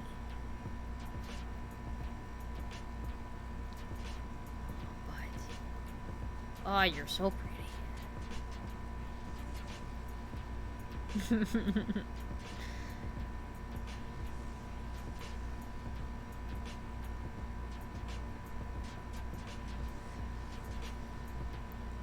So yeah, come to Winnipeg. We'll take you to the the art gallery. We'll take you to the Museum of Human Rights. And we'll go get poutine. And I'll take you to drink while I sip on Coke. 'Cause I don't drink. Also, like, look at this building. Look how pretty it is.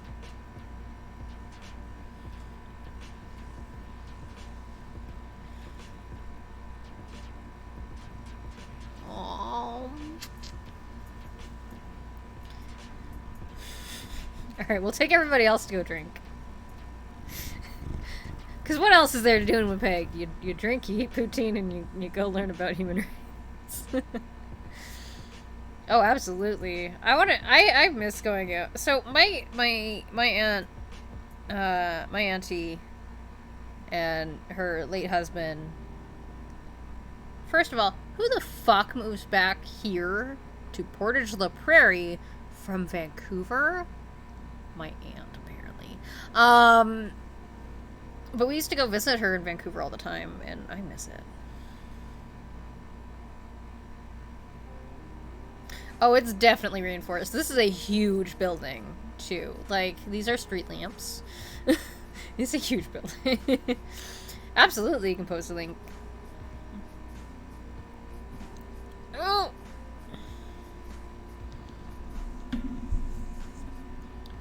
Royal BC Museum.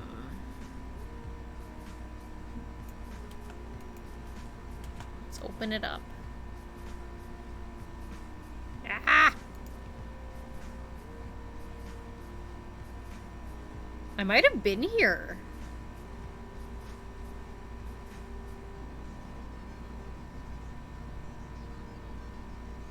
Maybe. Maybe not?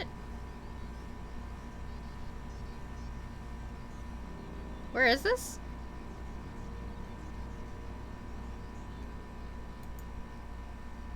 Oh, no, it's in Victoria. Never mind, then.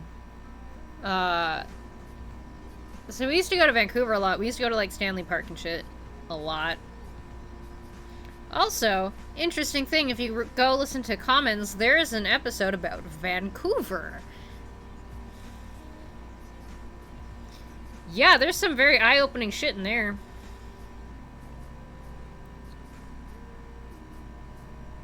So I had come to Victoria once, but we didn't get to do anything crazy. This is beautiful, though. But like even when you get off the plane in Vancouver, there are just totem poles everywhere. There's just Indigenous art everywhere, and it's beautiful. Mm-hmm.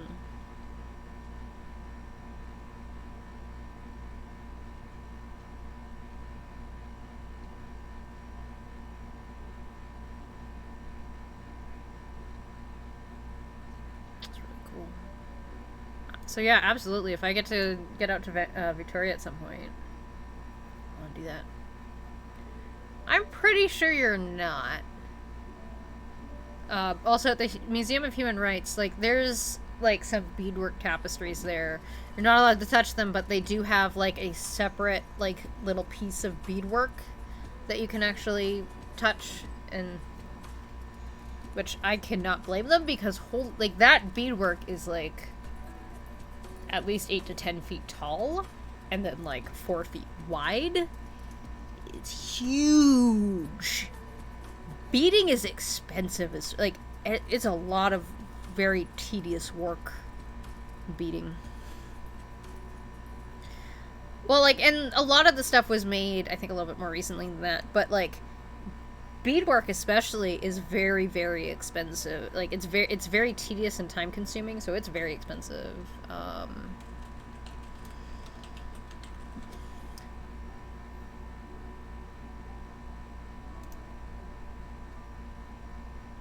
So like stuff like this. I really need to get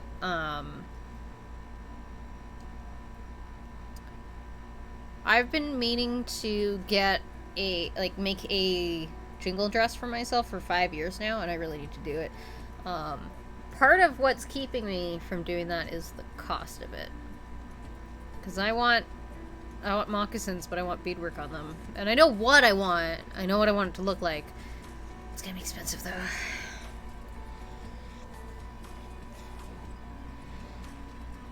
Of rock and wood together. I don't see rock. I think it's just carved out of one tree.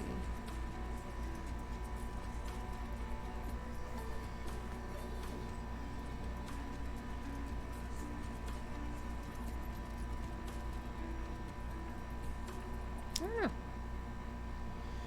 Maybe not the beak, but I'm not sure.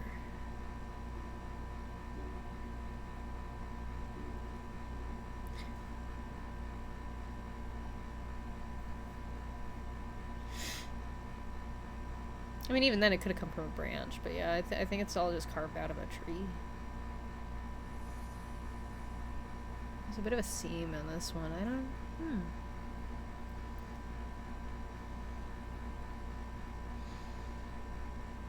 Oh, Oracle. Ow! Ow! Go on Critical Role's YouTube channel. They have a series called Mini Primetime. There's some good tips in there. I don't know a lot about painting minis, but that was good. Ow!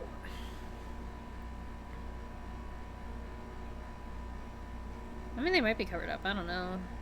We don't have totem poles here. Like, that's not a Manitoba thing. That's not it's not a prairie thing, specifically.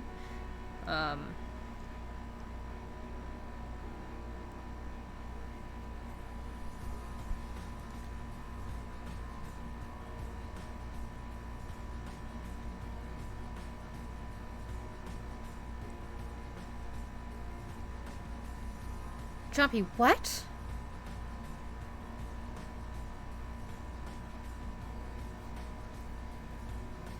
Probably. But yeah, I gotta find somebody to make me some moccasins.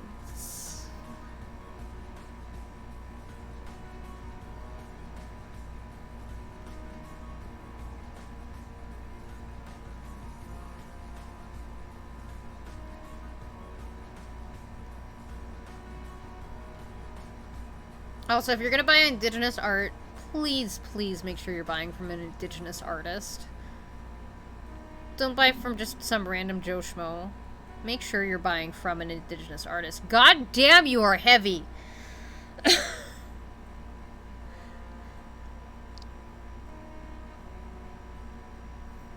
Oh, right. Actually, I heard about those on Canada Land not too long ago. And actually, no, it was with the woman who is from Indigenous. What episode was that? I don't remember.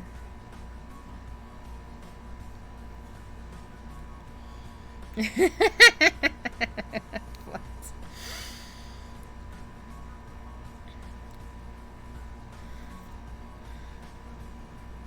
Hi, buddy. You're so beautiful. He's like, you are fucking emotional as shit. It's truly.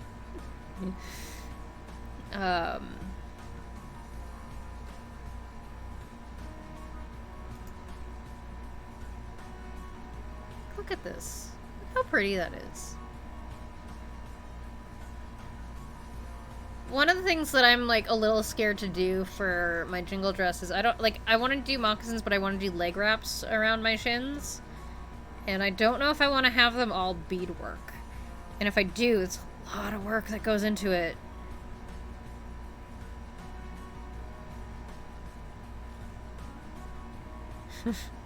It's true. That's why he's sitting on my lap right now.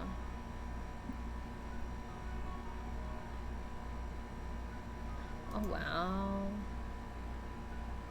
Look how pretty this is. Holy shit.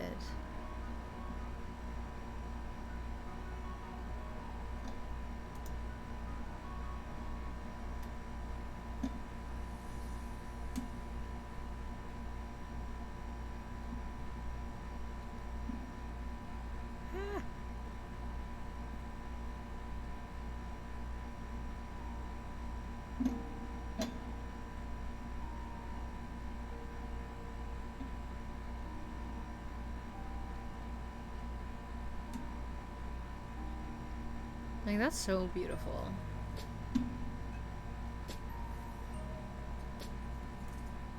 I like that Manitoba has polar bears on it. It's cute. Oh, nice! They have one for the US! That's so pretty.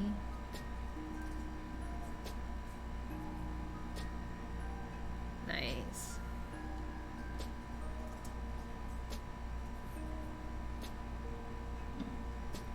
Oh, Travis. Claws. I am not wearing fleece pants right now, buddy.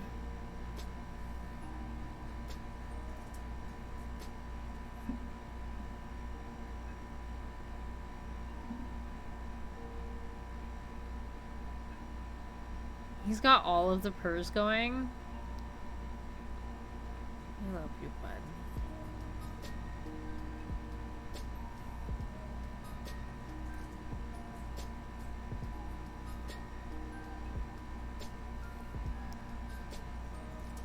That is so cool. Look at these, Saskatchewan. Okay, that is a rad jacket. I want one.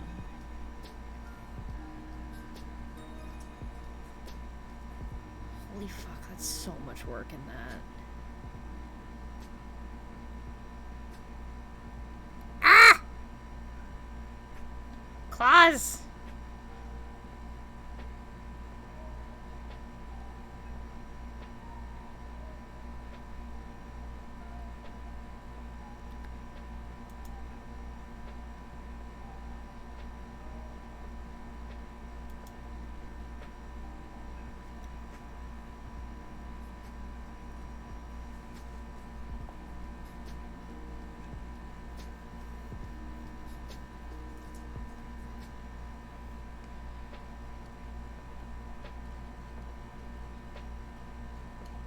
That's incredible.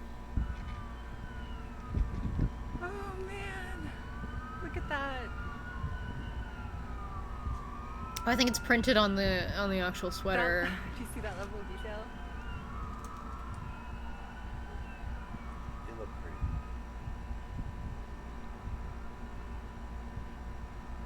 That's incredible. Like, ow! I'm gonna cry right now just because this is finally done and over. You have no idea how much work went into this. Too. They're super soft, dude. I made sure we got the best. At the back. I know. Let's see it. Max. Yeah, I'm bringing this inside too. Max will shoot it. Okay. Yeah. Oh my god, that's so good. I'm gonna cry. Oh wait, Max, go away. Dude, if you knew the work that went into this, like, I'm so happy right now. That was beautiful. Okay. Here we go.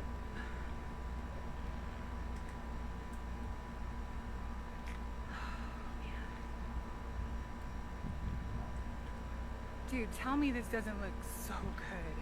You look kind of cool. They look so awesome.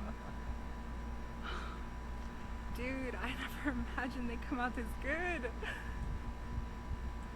Oh man. That's incredible. I need to go sit down. Like, she's like, I need to go sit down. That's cute.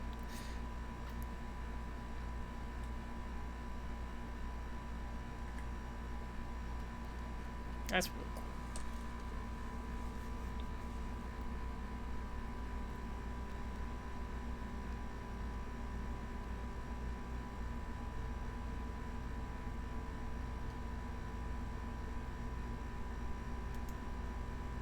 Okay, this song needs to change because this is giving me like huge fucking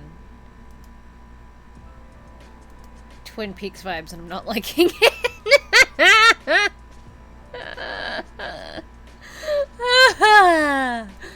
Creepy Twin Peaks vibes.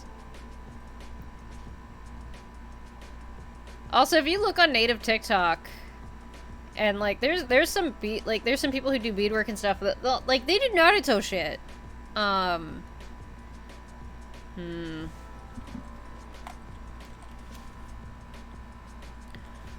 put one song into my YouTube playlist. I'm gonna mute that just in case. I don't want to get in trouble. However, I do want to show off his regalia.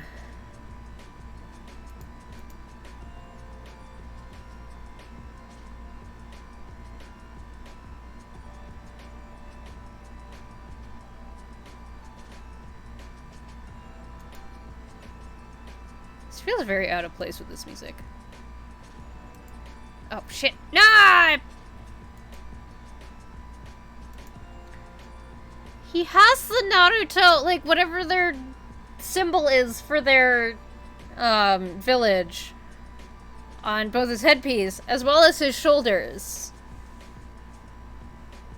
I feel very vindicated in what I want to do with my jingle dress.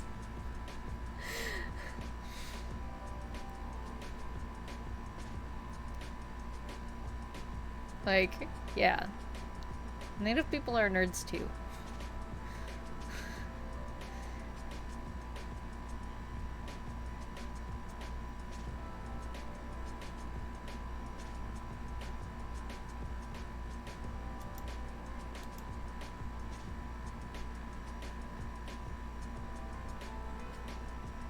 Oh, neat.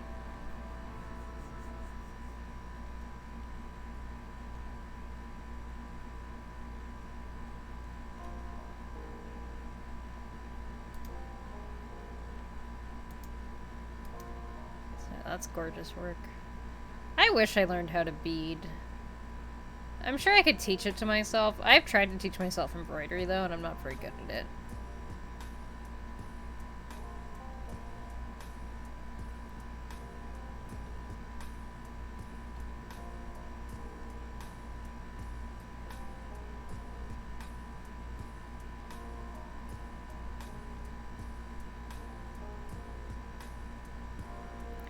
So yeah, if you're buying Indigenous artwork at all, if you're buying beadwork and everything, make sure it's from an Indigenous creator.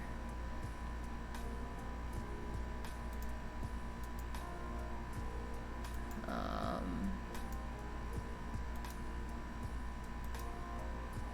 think that's all I've got in me today, though.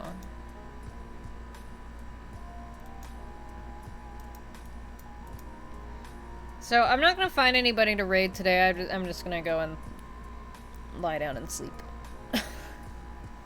I am very tired. Make sure to grab the document that I put together. Again, it is very rudimentary, like very scratched the surface of Indigenous issues. If you're in Canada, write to your MPs. Also write to your fucking MPs about fucking Bill C6, the one that bans conversion therapy. Because of the fucking conservatives, it didn't pass. Fuck them. Jarvis is like, you're mad now.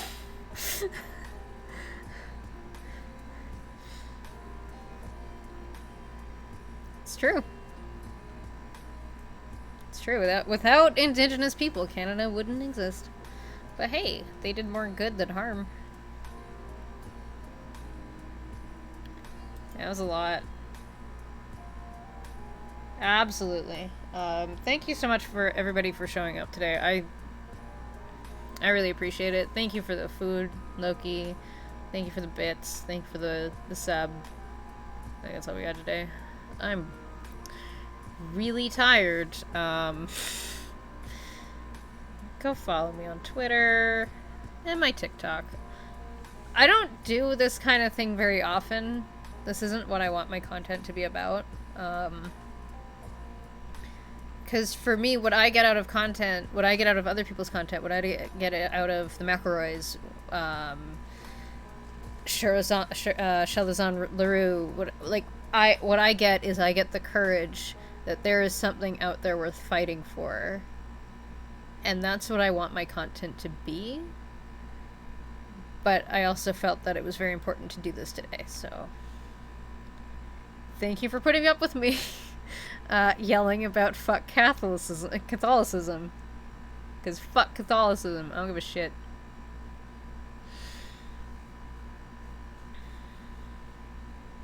Sneezes. And I'm also going to be starting a lore thing on TikTok in the next couple days. I needed to get today out in order to do all the other things that I want to do. Sure, Oracle. I can make a little bit of time right now, or in the next little bit. I gotta pee first. But yeah, and then yeah. Linktree for everything else.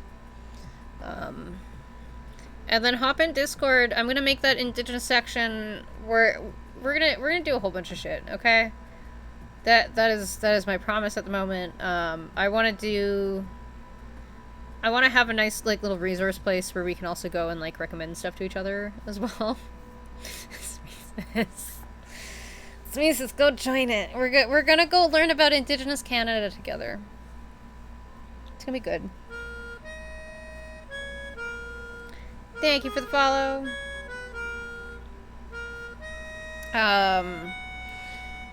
Yeah.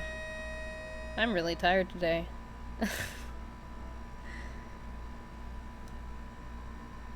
I cried a lot. It's good. we needed this. Like, it's one of those things that's awful to talk about, but we absolutely needed it. And yeah. So if you're in Canada, write to your MPs. If you're in the States, write to whoever the fuck you write to. I don't know your leaders. And make sure that they're doing stuff to make reparations for residential schools. And not even just for Indigenous people, but also for Black people and other people of color. Fucking... Is Kohai in Discord? No, Kohai is not in Discord, says. I could connect it to Discord.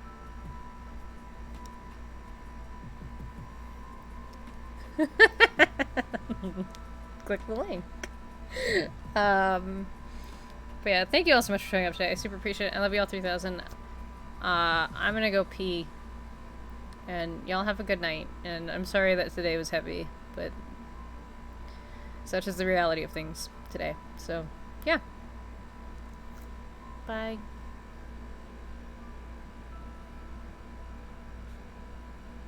Not sending it anywhere today. Not going anywhere. Jarvis, do you want to say one final goodbye? Come here. Come here. Get fucked, sneezes.